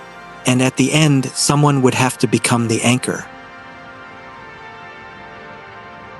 Elena moved into place at the north edge of the mosaic, Marcus to the south, Reza to the east, and Camila to the west. The moment Elena reached her spot, a low hum reverberated beneath her boots. It was subtle, like the vibration of a distant engine, or a heartbeat deep within the stone. She traded another wary look with Marcus across the circle. By his furrowed brow, he felt it too. At each point, they wedged their torches into crannies between the stones, surrounding themselves with a ring of wavering firelight. The chamber was cast in a flickering glow. Elena squared her shoulders. Marcus held the scroll out in front of him, hands steady despite the tension in his jaw. This ritual is our last chance to seal the echoed ones. Once and for all. If we fail, he didn't finish the sentence. He didn't need to. They all understood the stakes. The echoed ones, mirror-born abominations that had slaughtered so many, would not rest until every last living soul was claimed. The survivors nodded grimly. A quiet determination settled over each of them. For a moment, no one spoke. They all knew the horrors that would follow if they faltered here. Elena pictured countless more lives being snuffed out by those monstrosities lurking in every reflective surface, a world where no one could trust even their own reflection. It was an outcome too terrible to allow. Marcus took a deep breath and began to chant the opening lines written on the scroll. The language was old and harsh on the tongue, like the crackle of flames and the rasp of ancient stone. The others joined in, voices low and halting at first as they stumbled over the strange syllables. Their voices intermingled in the still air, rising in a rough unison. The incantation echoed off the high ceiling and curved walls, but the words that came back were distorted, as if another voice chanted along with them. Elena could have sworn she heard an extra whisper under their voices, a fifth voice speaking in unison with their chant, but in a mocking, lilting tone. It repeated the incantation, twisting their hopeful prayer into something that sounded like a curse. She gripped her mirror shard tightly at her side and continued, trying to ignore the chill creeping up her spine. As they finished the first verse of the ritual, the entire chamber seemed to exhale. A rush of warm, fetid wind whooshed through the hall, causing the torches around them to flicker and nearly gut out. Elena gagged at the sudden stench that gusted past, like the breath of a sealed crypt mixed with the sweet rot of decay. The flames recovered, but their light danced wildly across the stone, throwing chaotic shadows. The carved faces on the pillars around the room appeared to swell and deflate as if the walls themselves were breathing. "Is the temple alive?" Reza murmured, sweat beading on his brow. He shifted uneasily, knuckles white around the handle of his hammer. Marcus's voice came strained but loud enough to carry. "Ignore it. Keep chanting. Second verse. Now, focus." Elena swallowed and began the next verse, her voice trembling on the first few words. The musty air tasted like iron and dust. "We can do this," she told herself. "We have to." At the edge of her vision, she noticed movement. A shadow was shifting on the floor near Reza's position. At first she thought it was cast by one of the torches, but Reza was standing deathly still. Yet the dark shape on the ground moved, crawling up the side of a pillar. Elena's mouth went dry. The shadow stretched impossibly long, contorting into a spidery form that skittered from one carved column to the next. She nearly lost the rhythm of the chant watching it. Before she could call out a warning, a soft voice, as gentle as a lover, whispered right by Elena's ear, "Elena!" She nearly bit her tongue in surprise and faltered on the next syllable. That voice, it was impossible, but she knew it. Over the growing drone of their unified chant, she heard it again, unmistakable. Her mother's voice. "Elena, why did you let me die?" The disembodied whisper sighed, so close that Elena felt the hairs on her neck rise. Elena clenched her jaw and squeezed her eyes shut, refusing to look at the reflective floor again. It's not her. It's not real, she reminded herself, forcing her trembling lips to keep forming the ancient words of the incantation. She dared not break the chant. If she stopped now, everything would be in vain. A hot tear escaped down her cheek. All around the circle, similar cracks in reality began to appear, the temple peeling back the layers of their minds to dredge up voices and visions from the past. Suddenly, a heartrending gasp cut through the air. Elena's eyes snapped open in time to see Camila stagger out of formation, her portion of the chant forgotten. Camila's eyes were wide, fixed on something just beyond the ring of firelight. No, Mija, I'm here, Camila cried out, voice quavering with hope and despair. She reached into the darkness with trembling arms as if to embrace an invisible figure.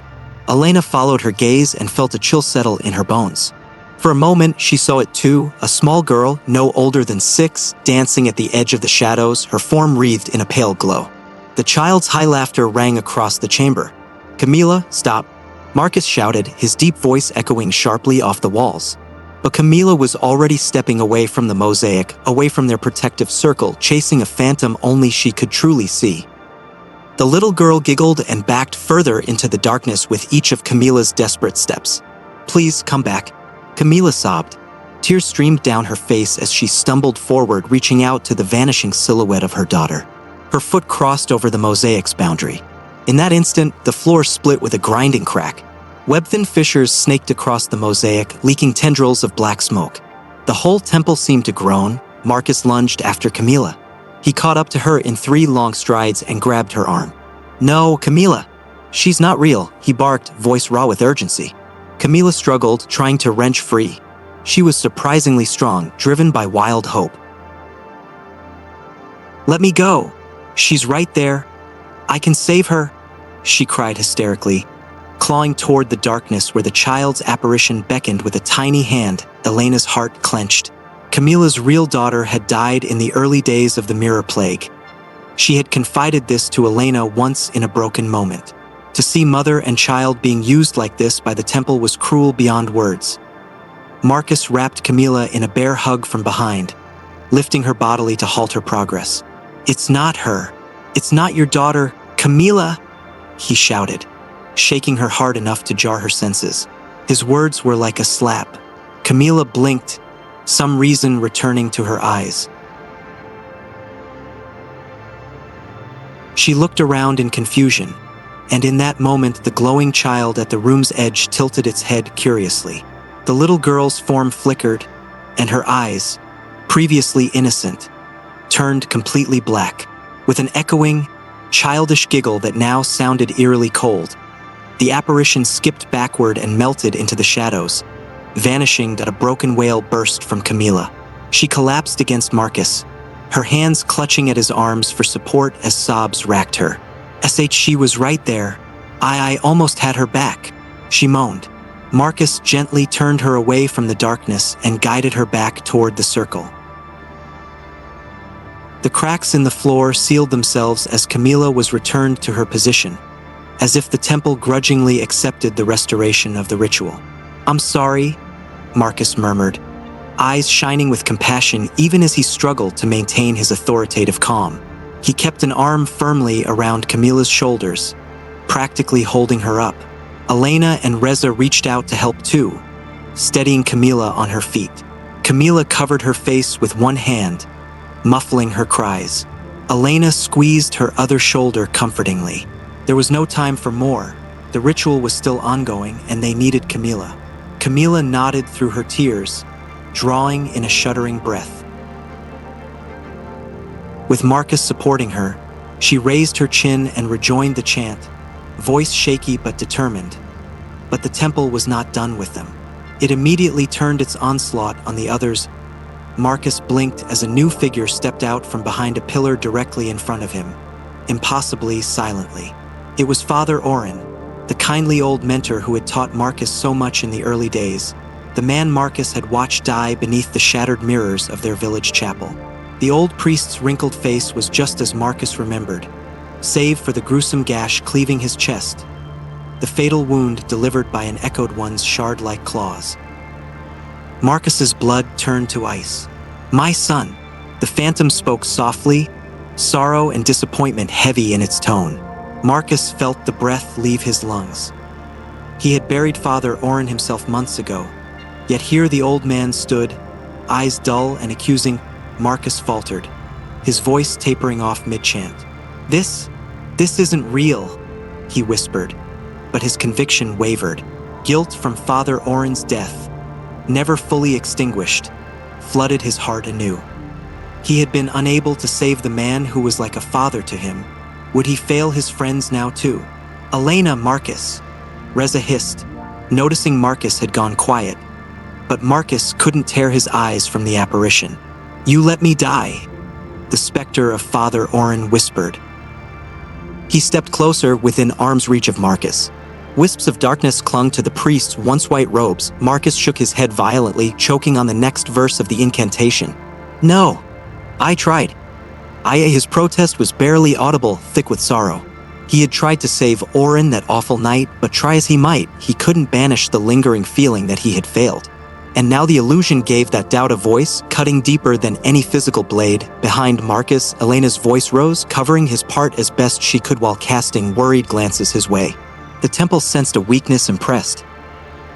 Father Orin's phantom drifted nearer until its cloudy eyes were level with Marcus's. The kindly smile the old man once wore twisted into a scowl. You will fail them too, it hissed, each word a dagger of shame. Just like you failed me. A cold, weightless hand clamped onto Marcus's shoulder. Marcus gasped as an icy pain lanced through him at that touch. Frost spread over his sleeve. His knees buckled slightly. The scroll nearly slipped from his hands. For a terrifying second, Marcus's vision swam, and all he could see were Father Orin's dead, accusing eyes. Elena, help! He groaned through clenched teeth. Elena, still chanting, realized Marcus was in dire trouble. Across the circle, she shouted his name desperately, her voice reverberating off the walls. Marcus! That single, urgent cry cut through the fog of Marcus's despair. His eyes snapped to Elena. She was continuing the incantation, her expression stricken, pleading with him to hold on. Just beyond her, Reza was also wavering, clutching his head as if to drown out some unseen voice, but still he forced the chant from his lips. They were fighting, all of them, fighting for their lives. How could he do any less? A fierce resolve ignited in Marcus's chest. He snarled and shrugged off the phantom's grip with a surge of will. You're not real, he growled. With trembling hands, Marcus thrust the leather scroll forward, as if it were a shield. The edge of the ancient parchment brushed the phantom's chest, and the sacred words written there sizzled against the illusion. Father Orin's image recoiled, hissing. The old priest's comforting visage peeled away, leaving a hollow-eyed ghoul with a gaping maw. It emitted a shrill, unholy scream that swept through the chamber like a gale. Then, with a sound like shattering glass, the phantom burst apart into a cloud of oily shadows that dissipated into the corners of the hall. Marcus staggered, panting, but did not fall. He wiped a cold sweat from his brow and quickly raised his voice to rejoin the chant. Heart hammering but determination renewed Theo Marcus's left. Reza was muttering a desperate prayer under his breath. Eyes screwed shut as he shook his head fiercely, no doubt denying some unseen tempter. Even Elena felt her mother's presence lurking over her shoulder again. Sickly sweet promises of peace and rest whispered in her ear. But all three of them, Elena, Marcus, and Reza, refused to yield to these torments. By sheer force of will, they pushed through the final phrases of the incantation together. They had withstood the worst of the temple's illusions, and with the ritual nearly complete, victory was within reach. They were battered in mind and body, but not broken. The temple around them roared in fury, the carved faces on the walls seeming to scream in the wavering torchlight. The floor trembled beneath their feet as if the very hall resented their resistance. Dust and small bits of stone rained down from the ceiling, but the four survivors held their ground. They had withstood the onslaught, and the ritual was nearly complete. A heavy silence fell as the echoes of the last spoken verse died away. The air itself felt charged, tingling with unseen power. The ritual demanded its price now, an anchor. Marcus knew what had to happen next. He licked his dry lips, and his voice came out low but steady. One of us must be the anchor to seal them. Reza's face went ashen. No, he breathed, shaking his head violently. His grip tightened on his hammer. No, that can't be the only way. As if on cue, a distant, inhuman shriek reverberated through the halls from somewhere beyond the chamber. A chilling reminder that their time to act was almost gone. Camila wiped her tears and drew a shuddering breath. Then it should be me, she said quietly, voice trembling but resolved. I have nothing left. Let me do this. Elena's head snapped toward Camila. No, she shouted, horror and heartbreak entwined in that single word. Marcus reached out as if physically trying to retract Camilla's offer. No, Camilla, Marcus said firmly, turning to face her. It won't be you. Elena felt ice water in her veins.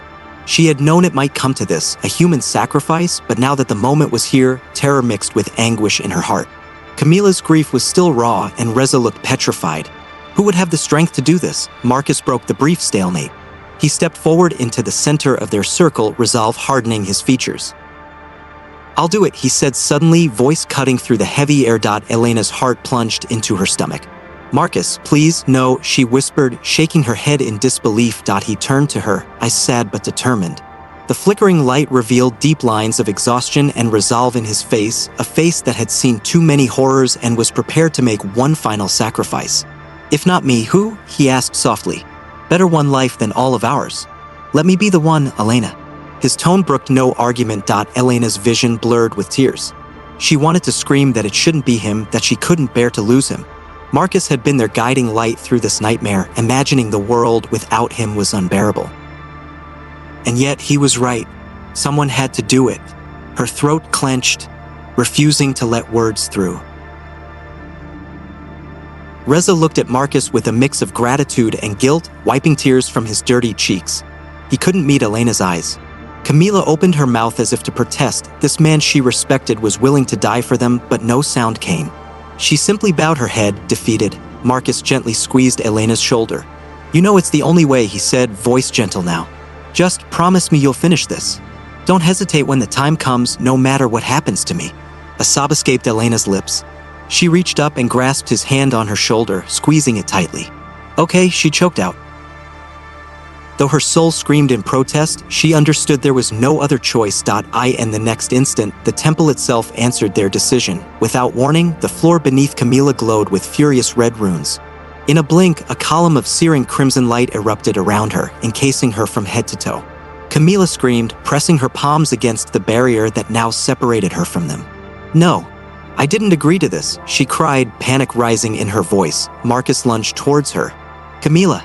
He slammed his fist on the pillar of light, only to yank it back with a cry as the energy burned his skin.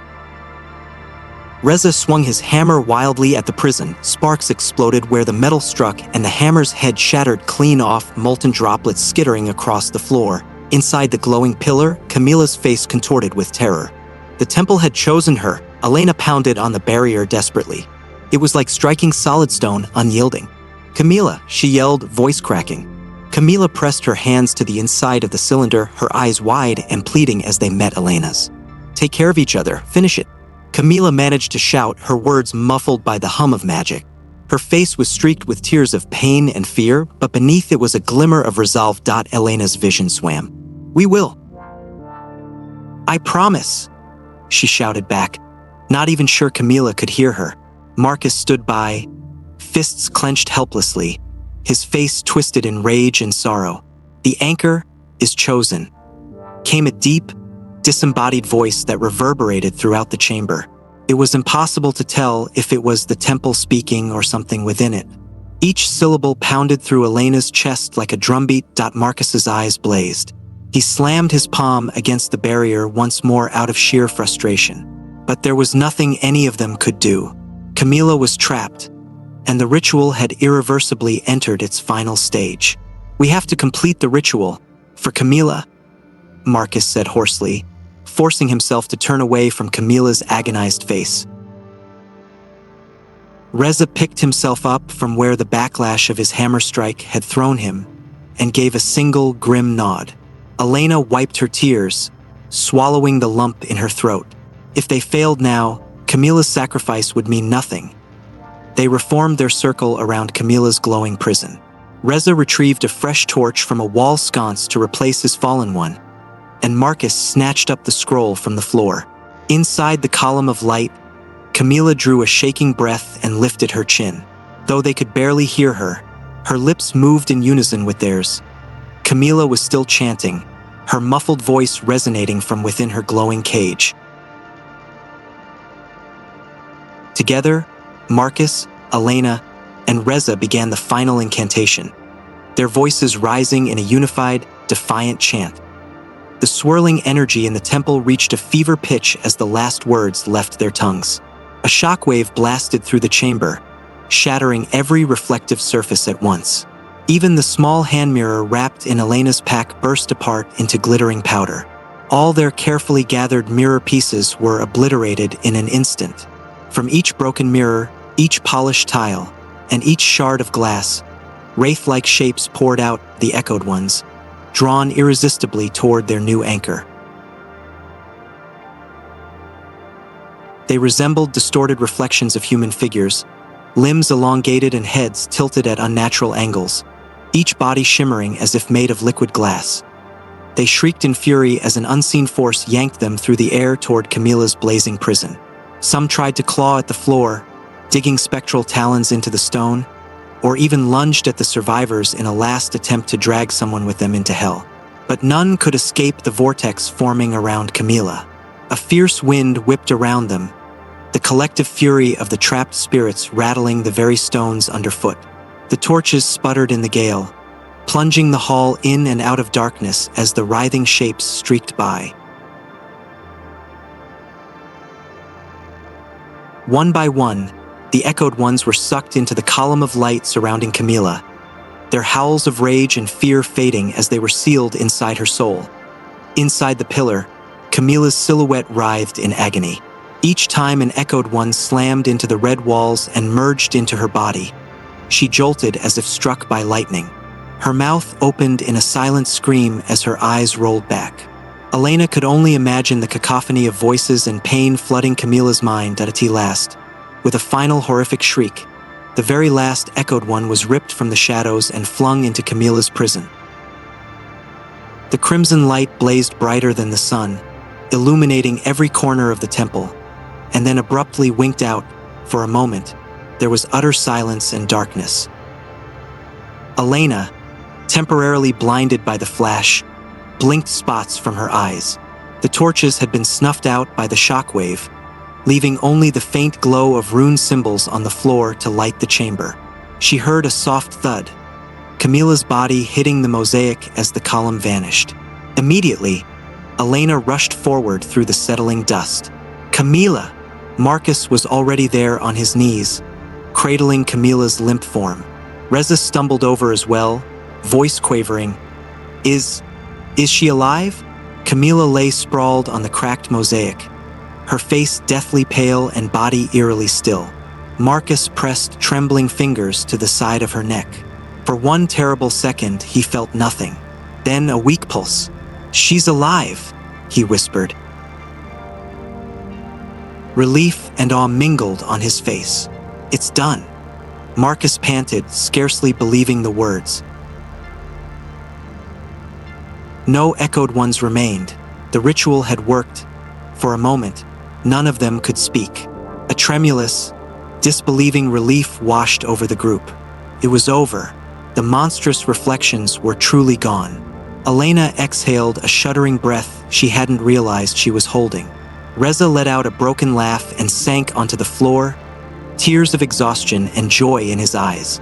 Even Marcus managed a faint, weary smile. Reza looked up, his voice ragged with hope. "Did we do it? Is it over?" Elena started to nod, a tremulous smile almost forming on her lips. In her mind, she saw dawn break over the camp. Imagine telling the others that the nightmare was finally over. For the first time in forever, hope dared to take root. Camilla stirred with a weak groan. Elena and Marcus turned their attention back to her. Camilla's eyes fluttered open. For a moment, her irises gleamed with a mirror-like sheen, dozens of tiny reflections swimming in them. Then her eyes focused on Elena. They're inside me," Camilla whispered, barely audible. Her voice sounded different, layered, as if more than one person spoke in unison. So many voices, screaming. Elena's stomach twisted at the anguish in Camilla's tone. She brushed a damp strand of hair from Camilla's clammy forehead. "Hold on, Camilla. Just hold on," she urged softly, not knowing what else to say. Camila had become a living prison for the echoed ones, a fate arguably worse than death, and there was little they could do for her. Still, she was alive, and that had to count for something. Before anyone could respond, Camila's body went rigid. Her back arched and her eyes rolled up until only the whites showed. Elena jerked her hand back in alarm. Camila's mouth opened and a harsh, guttural whisper erupted, one that was definitely not Camila's own. The language was foreign and ancient, the same tongue that had whispered through the temple earlier. Enga Kathal USS Na, Camila intoned, her voice resonating in two overlapping tones, one her own and one much deeper. The final word came out in a reverberating growl that seemed to shake the very air. Marcus scrambled away from Camila, nearly dropping her limp form. Elena felt the blood in her veins turn to ice. She didn't understand the phrase, but in her mind the terrible meaning rang clear. I awakened. A low rumble began emanating from beneath the temple, softly at first, then growing into a building roar. The floor under their feet vibrated. Far above, dust rained down in lazy streams from hairline cracks forming in the ceiling. Reza staggered upright, eyes wide. What's happening? The mosaic in the center of the room, the very focal point of their ritual, suddenly split open. With a deafening crack, the obsidian altar and the stone basin atop it were swallowed as a fissure tore through the floor. Marcus grabbed Camila under the arms and dragged her backward as the ground where she'd lain crumbled into a newly formed hole. A sulfuric stink gushed out of the opening, along with a strange green-tinged light. Everyone out now! Marcus shouted, his voice barely audible over the deep grinding noise of stone against stone. He hoisted Camila into his arms once more. Elena seized Reza, who was rooted in place, transfixed by the horror unfolding before them. Together, she and Reza ran after Marcus toward the arched exit of the chamber. They sprinted out through the temple's great doorway into the open night, nearly tumbling down the broad stone steps at its entrance. Outside, the air was cold and still. A half-collapsed courtyard lay before them, littered with ancient debris and wild vines. Beyond the courtyard, a ring of gnarled trees encircled the temple grounds, their bare branches clawing at the starless sky. Marcus almost fell as the ground bucked beneath him, but somehow he kept his feet and kept hold of Camila's unconscious body. Behind them, with a thunderous boom, a section of the temple floor exploded upward in a geyser of shattered rock and dust. They didn't dare look back until they heard the sound. It started as a low hiss like steam escaping a vent, then rose into a deep, resonant groan that vibrated through the night air. The sound built into a furious, otherworldly roar that blasted out of the temple entrance, so loud that Elena's ears rang. An indescribable chill swept over the ruins, as if the creature was sucking all the warmth from the world around it. In the forest beyond the temple, flocks of night birds erupted from the treetops at the noise, and every insect and frog fell deathly silent. Elena whirled, half-dragging Reza as they backed away across the courtyard stones. Marcus had set Camila down gently on the lowest step and now stood in front of them, breathing hard. He had drawn the machete from his belt, though what use it would be was anyone's guess. From the yawning hole in the temple, something massive was forcing its way out. Under the faint moonlight, they saw a towering figure heave itself through the shattered doorway, demolishing what remained of the ancient arch. It paused on the temple's front steps, unfurling to its full, terrifying height. It stood taller than the temple walls, a nightmare of shifting darkness and gleaming reflections given form. Its shape was vaguely humanoid, but its proportions were horribly distorted. Slick, shadowy skin rippled across a vaguely skeletal frame, and embedded throughout that darkness were shards of mirrored glass catching the moonlight. Two pale green flames burned in its head where eyes should be, sweeping over the courtyard. Its long, jagged arms scraped along the stone as it pulled itself free, showering the ground with pulverized rock. A sound like grinding glass accompanied its every movement. Overhead, the thin crescent moon slid behind a cloud as if unwilling to witness the horror rising below. The world was cast into deeper darkness. It took one ponderous step toward them, crushing an ancient pillar to dust underfoot as it moved. The entity seemed to swell with power under the open sky, stretching its limber arms as if savoring newfound freedom as its featureless head swiveled toward the survivors. A wave of primordial terror crashed over them, nearly driving Elena to her knees. Marcus instinctively put himself between the entity and the others, raising his machete despite knowing it was useless. For a heartbeat, none of them moved. Marcus, Elena, Reza, and the barely conscious Camila could only stare at the impossible horror they had unleashed in that moment. They all understood all too well the terrible magnitude of what had happened. They had sealed the Echoed Ones, only to free something far older and far more powerful, a being never meant to see the light of day. It was no mere Echoed One, but an ancient power beyond any nightmare they had faced. A primordial horror from beyond the veil of time, shackled in darkness since time immemorial and now finally unbound. Elena's hands shook at her sides, and she wondered in despair how they could possibly survive, let alone fight. What came next? Their nightmare was only just beginning. Episode 5. The Reflectionborn, the thing that crawled out of the temple, was not just ancient. It was familiar. Elena didn't know how to explain it, but the moment her eyes locked onto its shifting, liquid shadow body, something inside her recognized it, like a forgotten face from a childhood nightmare. It didn't just look at them, it remembered them, and in that brief stare, every reflection they had ever seen of themselves, every mirror they had glanced into, and every puddle they had walked past, it had watched them back. One skin memory, Marcus knelt beside Camilla's trembling body, sweat pouring down his face. Her pulse flickered beneath his fingers, weak and erratic. Her skin was cold to the touch, but beneath the surface, something shifted, like water caught between two panes of glass. Elena stood frozen, her gaze pinned to the monster looming at the temple's threshold. Its limbs stretched unnaturally, arms bending at sickening angles as if the bones beneath were made of melted silver. But its face, there was no face, only a mosaic of countless smaller faces rippling across its surface. Every face it had ever reflected, including theirs. Elena, Marcus whispered hoarsely, his voice raw. "It knows us."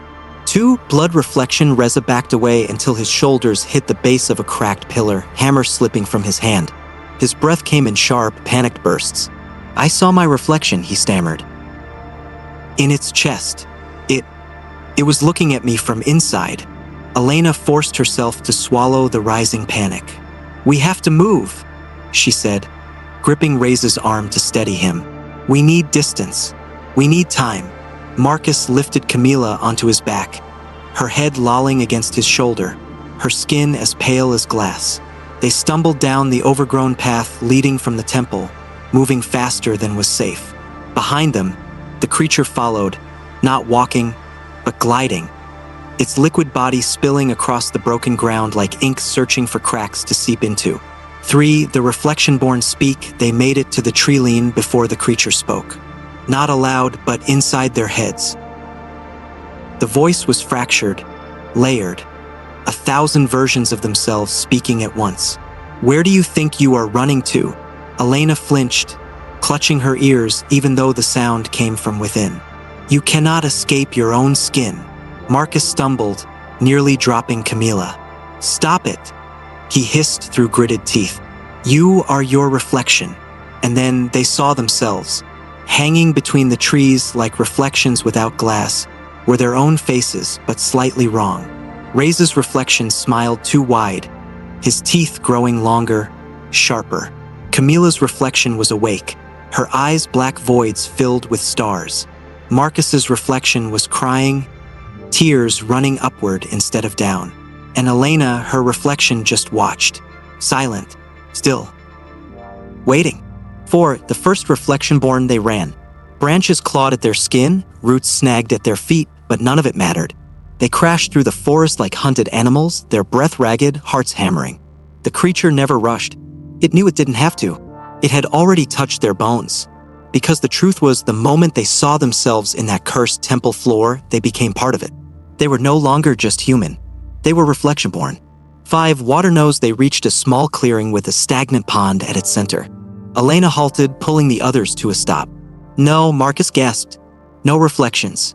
But the pond was dark, too dark, and Elena understood. The water already knew their faces. It remembered them long before they ever stood here. Water remembers every reflection it has ever held. Their faces were already waiting at the bottom. 6. The offering. Camilla stirred, her lips moving. A faint whisper emerged. A language none of them knew but somehow understood. The words peeled away reality, like skin from bone. The creature across the clearing answered, its body shuddering with recognition. "She's the anchor," Marcus said softly. "It wants her back." Never Look Away, Season 2, Episode 6, The First Water. The clearing was silent, save for the ragged breaths of the 4 survivors. Elena's chest burned as she tried to fill her lungs, but the air felt thick, like inhaling mist made of old breath exhaled by something that had waited here far too long. Marcus still held Camila's half-conscious body over his shoulder. Reza stood trembling at the water's edge, his hammer now useless, his own reflection staring back up at him from the inky surface. And from the far side of the clearing, the Reflectionborn waited. It had no face. Not really. It had every face they had ever worn. 1. Water remembers first. The pond wasn't just still, it was too still. No ripple disturbed its surface, not even from the breeze threading through the trees. It was like the water itself held its breath, afraid to reveal what lay beneath. Elena knew somehow. The water remembered. This was the first water, the oldest source, where the first humans saw themselves and whispered, "That's me." But it had never been just them. From the very first reflection, something else had looked back. 2. Skin that doesn't belong. Camila stirred in Marcus's arms, her eyes fluttering open. Except they weren't her eyes. The whites had turned the color of tarnished silver, and the pupils were not round, but shattered like glass caught mid-break. "Put me down," she whispered. Marcus hesitated. "Camila." "Put me down," she said again, voice flat, each syllable falling out of sync with her lips. Marcus gently set her down, and her bare feet sank slightly into the mud at the pond's edge. Camila stood, too still, head tilting just slightly to one side, like a mannequin learning to balance. And when she smiled, it wasn't her smile. It was every smile she had ever faked, layered atop each other. 3. Blood knows before you do. From the center of the pond, a single bubble rose. Then another. The water churned, not from below, but from within. Every drop of water that had ever touched their skin, every tear they had cried, every mouthful they had swallowed, all of it knew their faces.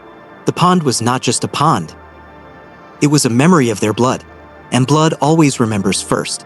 4. The first water birth. Camila stepped forward, directly into the pond. The water didn't resist her. It welcomed her. Her reflection didn't appear beneath her feet. Instead, the water showed a different version of her, the first version, the Camila who had cried her first newborn cry, still slick with birth fluid, her body half water, half flesh. That reflection opened its eyes and smiled up at her.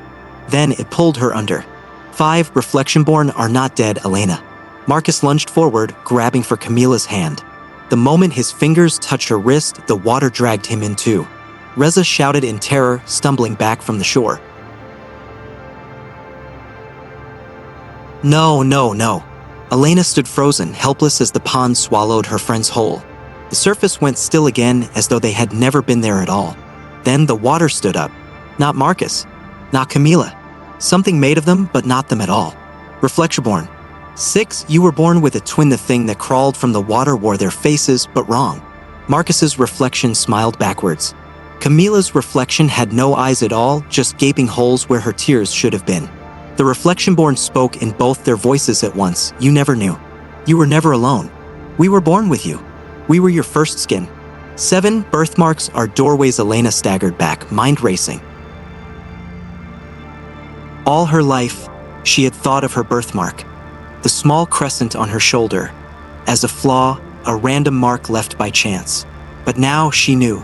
It was a keyhole, a doorway through which the first reflection could always find her. Every birthmark, every scar, every stretch of skin that caught the light wrong, all of it was a crack in reality, letting the Reflectionborn watch from the other side. 8. Blood spills both ways. The Reflectionborn reached toward Elena, its fingers stretching and splitting into hundreds of mirrored tendrils. Her own reflection was in every one. "Your blood knows us. Your tears feed us. Your death brings us home." Elena drew her knife. Her hand trembled. "This is my skin," she whispered. "You can't have it." The Reflectionborn's thousand mouths smiled. "We already do." And then they showed her. 9. Every time you looked away in a blinding flash, Elena's mind filled with visions. The time she caught her reflection in a dark window and looked away too fast. The time she stepped over a puddle and saw something wave back from below. The time she cried herself to sleep and thought her tears whispered her name. Every time she had ignored it, it had seen her. 10. There is no escape. The Reflectionborn stepped closer, their bodies shifting like liquid glass, faces morphing endlessly. From Camila to Marcus to Reza to her mother's face to her own face at 10 years old. You were never running from us. You were running from yourself. Elena raised the knife. She stabbed it into her own shadow. 11 shadows bleed first. The blade sank deep into the earth, slicing through the dark outline at her feet. Her shadow screamed. The Reflectionborn shattered, their bodies exploding into a spray of black glass and water, dissolving into mist that hissed back into the pond. Elena fell to her knees, gasping. But the water still remembered, and it was still smiling. 12. You cannot unbirth yourself. Marcus's body floated to the surface, pale and empty-eyed, but still breathing. Camila's hand broke through next, fingers trembling like a newborn's first grasp. They were alive for now, but Elena knew the truth. They weren't alone in their skin anymore, because you can drain a reflection from glass, but you cannot unbirth yourself. Never Look Away. Season 2, Episode 7. Blood Knows Before You Do. The forest was unnaturally silent. The pond behind them had returned to stillness, the surface once again blank.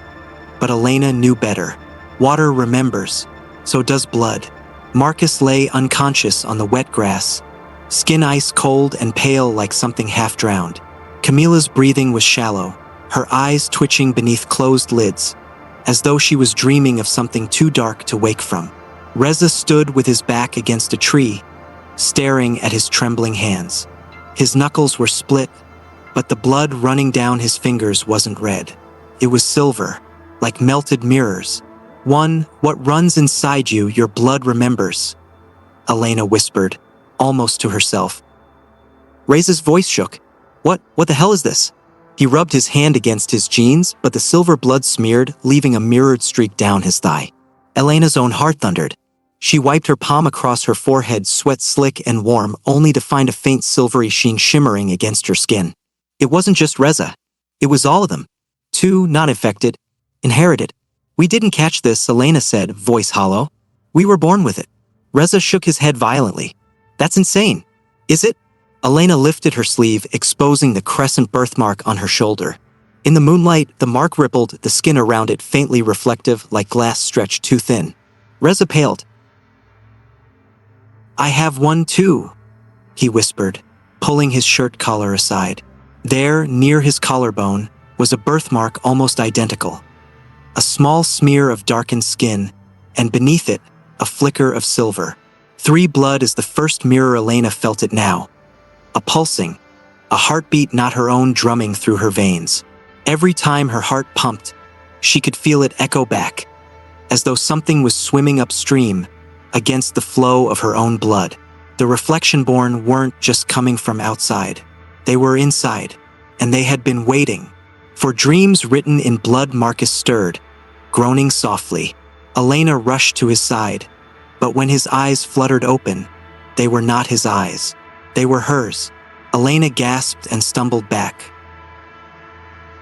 Marcus sat up slowly, his expression dazed, but his irises were exact replicas of her own. You were dreaming about me, he said softly, but his voice was layered. Marcus's deep voice beneath, and her own voice folded inside it. Elena's stomach turned. Somehow, during the drowning, their blood had mixed. Their reflections had crossed, and now their identities were bleeding into each other. 5. The mirror vein. The silver shimmer in Elena's sweat trickled downward, following the lines of her veins like liquid mercury.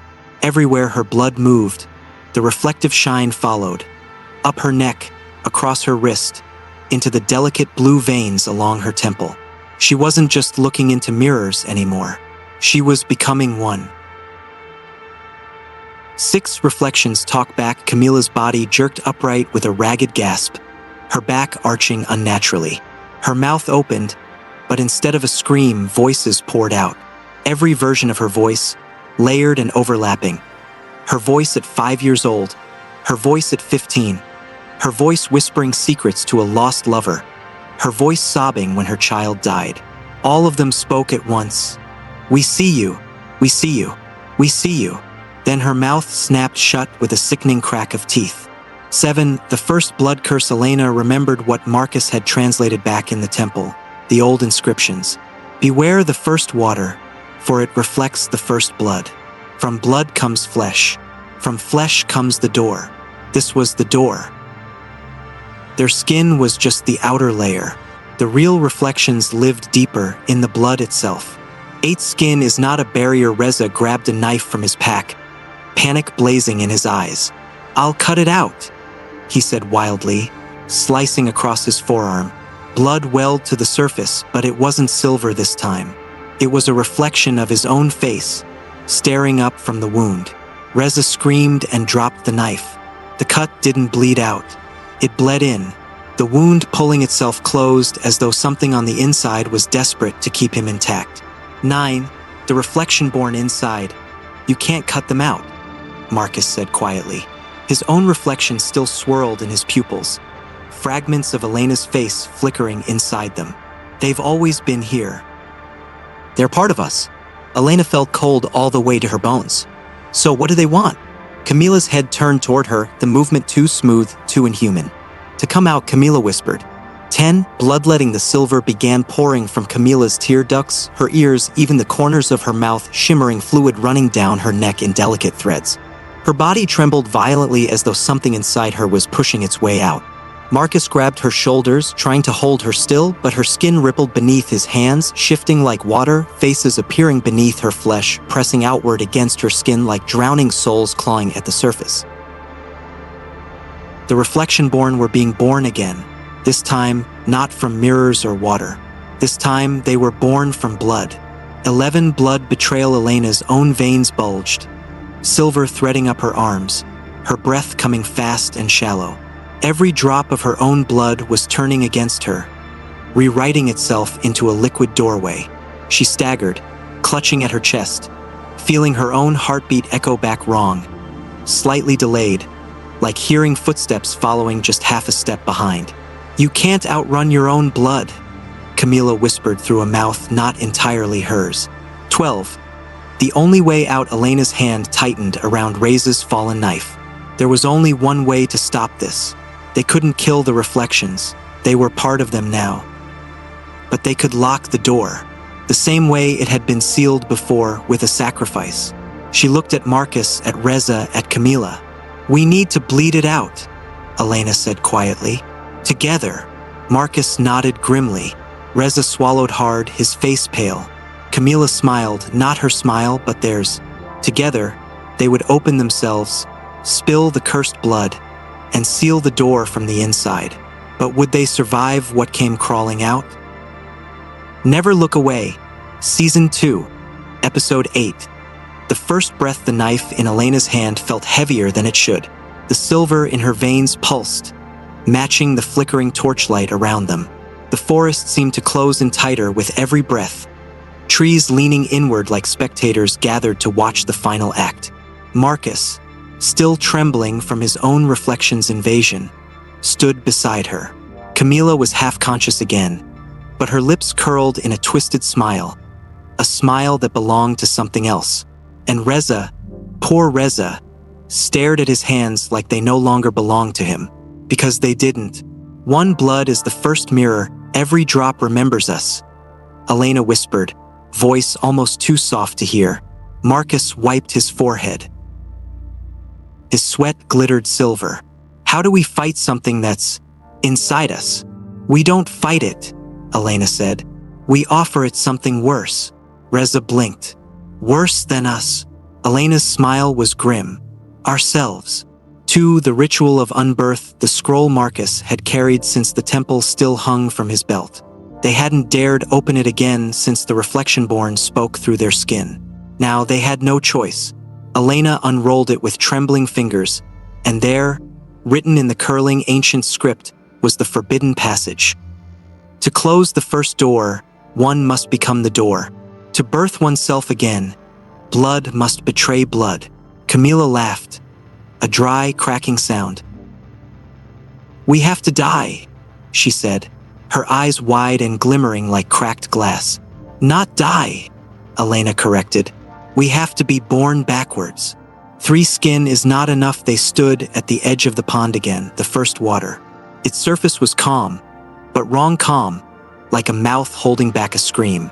Camilla's reflection was already waiting for her there, head tilted too far to one side. It smiled wide enough to split skin. "Birthmarks are keys," Marcus whispered, tracing the dark spot on his wrist. "We thought they were random. They're locks," Elena said. "And tonight, we open them. For blood offering one by one, they cut themselves, not deep enough to die, but deep enough to speak." The silver-threaded blood spilled into the pond, sending ripples out in concentric circles. Each ripple reflected a different version of themselves, younger, older, dead, unborn. "Your blood remembers all your faces," the pond whispered, though none of them had spoken. 5. The breath before birth, the air thickened, turning almost gelatinous. Every breath was a struggle, each inhale pulling in more than air. The first breath they ever took, that screaming newborn gasp, echoed inside their lungs. But someone else breathed with them. Every breath they had ever taken reflected back, inhaled by the other side. 6. The skin between worlds, Camilla stepped into the water first. It welcomed her like a mother's arms, and when she sank up to her waist, her reflection pulled her down. Not gently, it ripped her under like birth in reverse, tearing flesh and memory apart to make room for something else. Marcus followed, teeth clenched so hard blood ran from his gums. Reza hesitated at the edge, shaking violently. "I can't." Elena grabbed his hand. "You have to, or it'll pull you anyway." 7. The womb of the Reflectionborn beneath the surface. The water wasn't water. It was skin. They were swimming through layers of themselves, every version they'd ever been, ever could have been. Hands grabbed at their ankles. Baby hands, wrinkled hands, bloody hands. Each touch triggered a memory, but the memory didn't belong to them. It belonged to their reflections. 8 faces they never chose. Camilla saw herself, not as she was, but as her reflection wished she had become. Perfect, silent, empty. Marcus saw his father, the real one, not the broken reflection he had glimpsed in shattered glass years ago. His father opened his mouth to speak, but only Marcus's own voice came out. Reza saw nothing, because his reflection had already taken his place. 9. Blood is a contract. The deeper they sank, the harder it was to tell skin from water, memory from reality, until they reached the bottom. There, carved into the silt, was a shape, for human figures, holding hands, their skin melting together, forming a single endless reflection. This was the first pact, the moment humanity and reflection made a deal. "Show me who I am, and I will feed you all my forgotten selves." 10. Birth in reverse. Elena touched the carved figures. Instantly, her skin peeled back. Not blood beneath, but glass. Her reflection climbed out of her like a twin pulled from her spine. It was not evil. It was hungry. 11. The price of knowing. Each of them underwent it. Birth backwards, peeling themselves open so their reflection could be born into the world. And for the first time, they understood.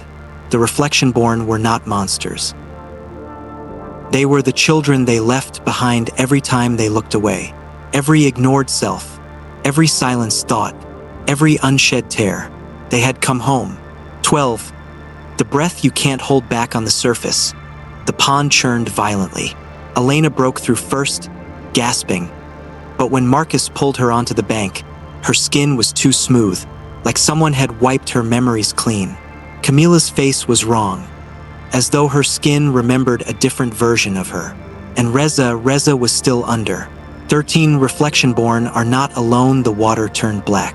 Reza crawled out, gasping, but his eyes were mirror flat. "It's not him," Camilla whispered. "No," Marcus agreed. "It's both of them now." 14. Blood can't lie. The silver faded from their veins, but now they could see it in each other. Every time Elena blinked, Marcus's reflection flickered in her eyes. Every time Camilla spoke, Reza's voice whispered underneath. They had opened the first door, and the Reflectionborn were no longer just watching. They were inside. 15. You were never one person. As dawn broke, the forest exhaled. The pond stilled, but in each survivor's shadow, a second shadow followed, slightly out of sync, slightly too sharp. Proof that they were never alone. They had been born with a twin, and that twin had finally come home. Never Look Away, Season 2, Episode 9.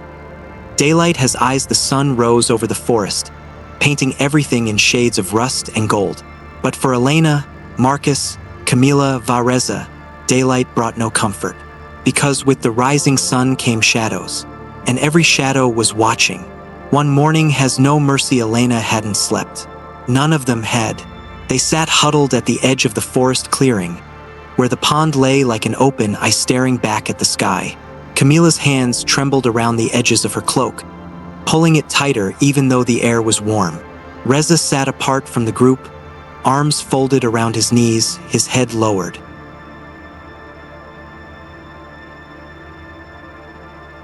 The mirrored gleam had faded from his skin, but his shadow moved when he didn't. Elena saw it first.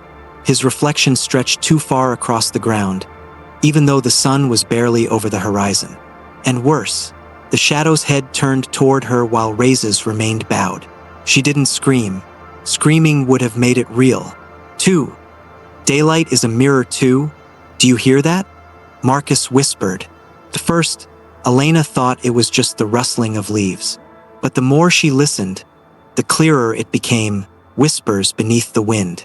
Every gust carried fragments of their own voices, caught and bent through the trees. Because the trees weren't just trees. Every leaf caught sunlight. Every leaf cast a shadow. And in every shadow, something reflected back. 3. The sun sees everything. They had always believed mirrors were the danger. But mirrors only reflected what you stood in front of. Sunlight? Sunlight reflected everything. Every surface, every leaf, every puddle, every blade of grass. Each one held a piece of the world in reflection. There was no hiding. Not now. For blood shadows, Camila pulled her sleeve up to check the cut on her arm. The skin had healed overnight, but a thin line of silver still traced the wound. And worse, her shadow was bleeding. A dark stain pooled under her hand, spreading out across the dirt like ink leaking from her silhouette. What the hell? Reza whispered, scooting further back.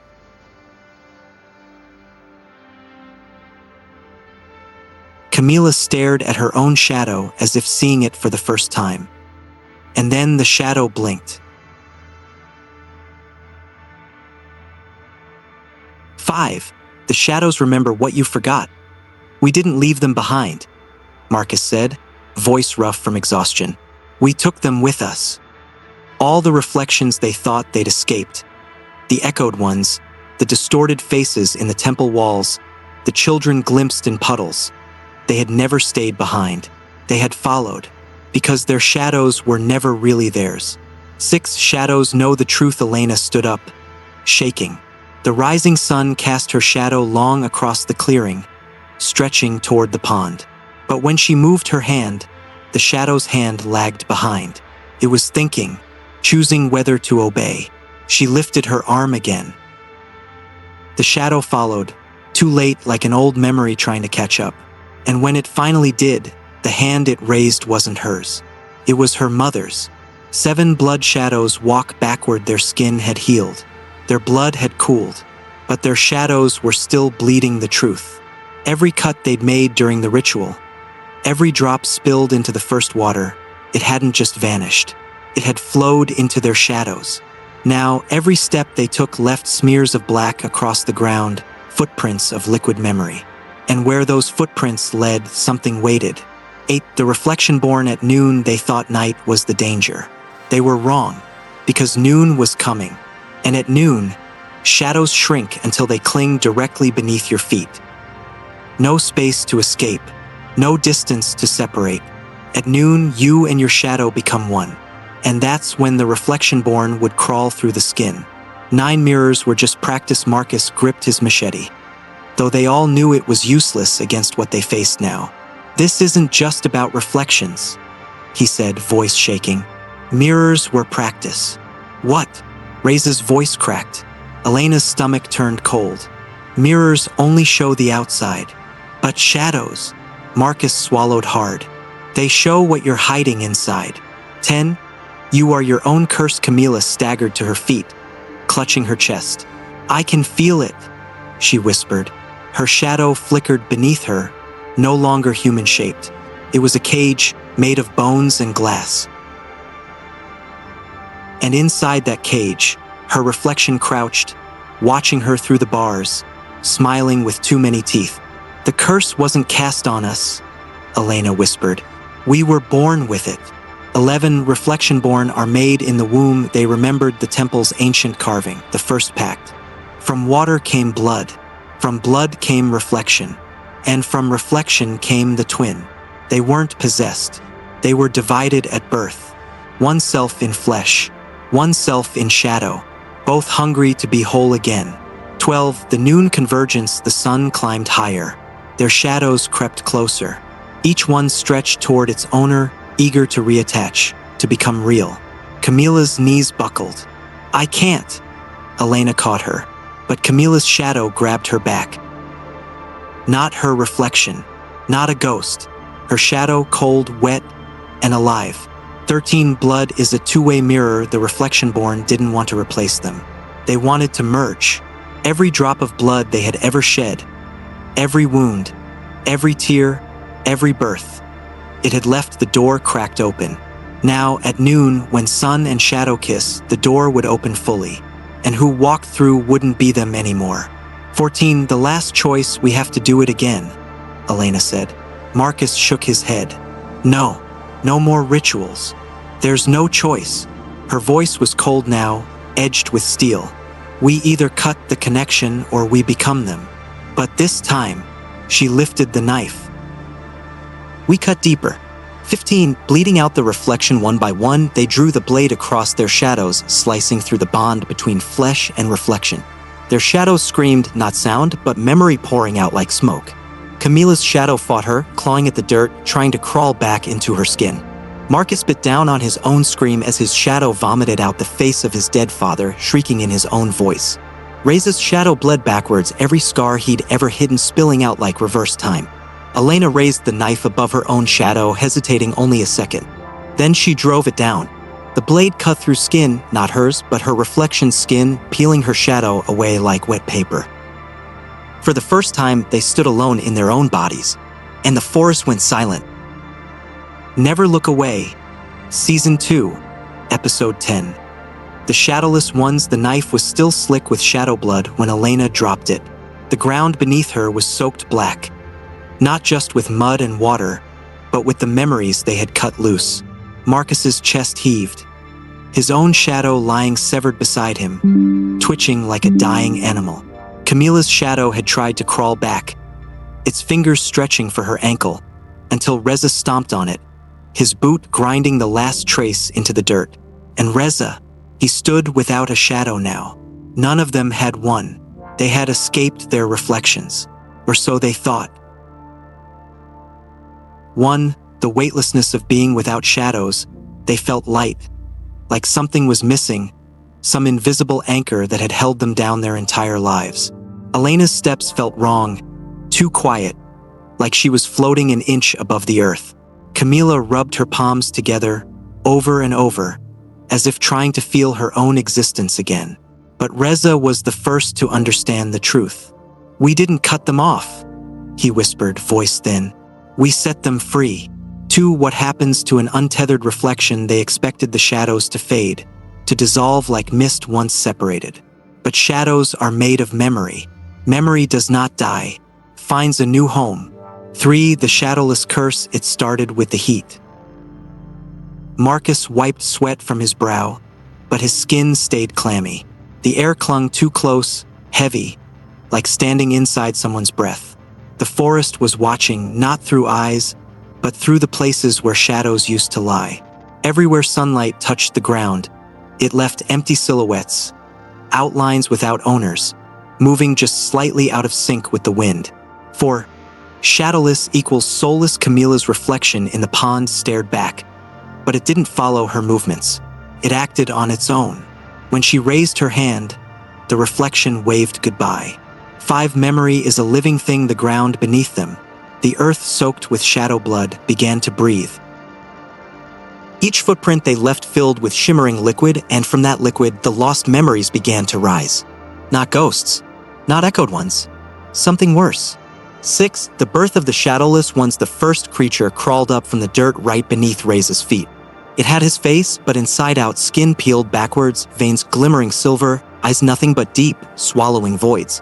Its mouth opened, and the sound it made was every secret Reza had ever told. His reflection whispered back all at once. He staggered back, horror twisting his face.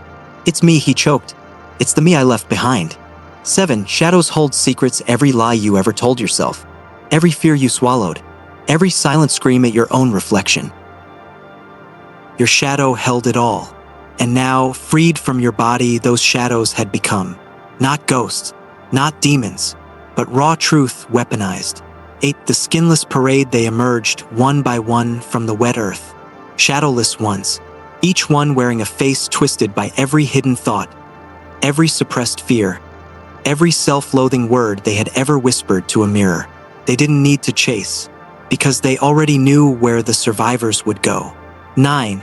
What's left behind. Elena tried to run, but the air thickened. The ground tugged at her ankles like trying to run through tar, because the forest wasn't just earth anymore. It was their discarded selves, the weight they thought they had cut free. "You can't outrun yourself," the trees whispered. 10. The price of looking away. Marcus turned, machete raised, but his own shadowless twin was waiting, wearing Marcus's face, but younger. The Marcus who never forgave himself. The Marcus who stood at his father's grave and wished he could climb in too. "You should have looked at me," the shadowless Marcus whispered, and then it stepped inside him. 11. Shadows returned to skin one by one. The shadowless ones merged back into flesh, but not gently. They peeled their way in, fingernails dragging over skin, eyes sliding into sockets like marbles forced into cracks too small. Reza fell first, body convulsing, his mouth open in a silent scream as his shadowless twin climbed into him backwards, legs first, folding itself inside out into his chest cavity. Camila tried to claw hers away, but it kissed her mouth open, pouring itself down her throat like black water. Marcus staggered to his knees, his reflection gripping his jaw and whispering, "Let me drive now." 12. Shadowless means hollow. Elena was the last. Her shadowless twin stood just behind her shoulder, whispering everything she never dared admit, that she wished she hadn't survived, that she envied the dead, that she was tired of fighting. And then her reflection whispered the worst truth of all. "You were never whole without me." 13. Birth in reverse. The merging wasn't possession. It was completion. The person they pretended to be, the person they hid, all becoming one. And none of them could tell where self ended and shadow began. 14. Reflectionborn ascend. When the process ended, they stood, bodies slick with black blood, eyes reflecting not just light, but every version of themselves that had ever existed. They weren't human anymore. They weren't echoed ones either. They were something new, the first generation of true Reflectionborn. Not shadows, not flesh, but something in between.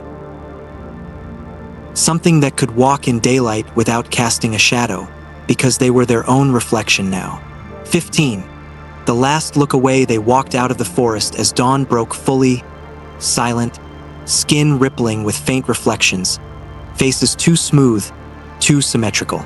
They would return to the world, not as survivors, not as victims, but as mirrors made flesh, capable of showing anyone who dared look into their eyes the exact truth they fear most. No more need for cursed mirrors. No more need for haunted waters. Because now, the Reflectionborn lived inside the living. You would know them by one simple sign. They cast no shadow. And by the time you noticed, it would already be too late.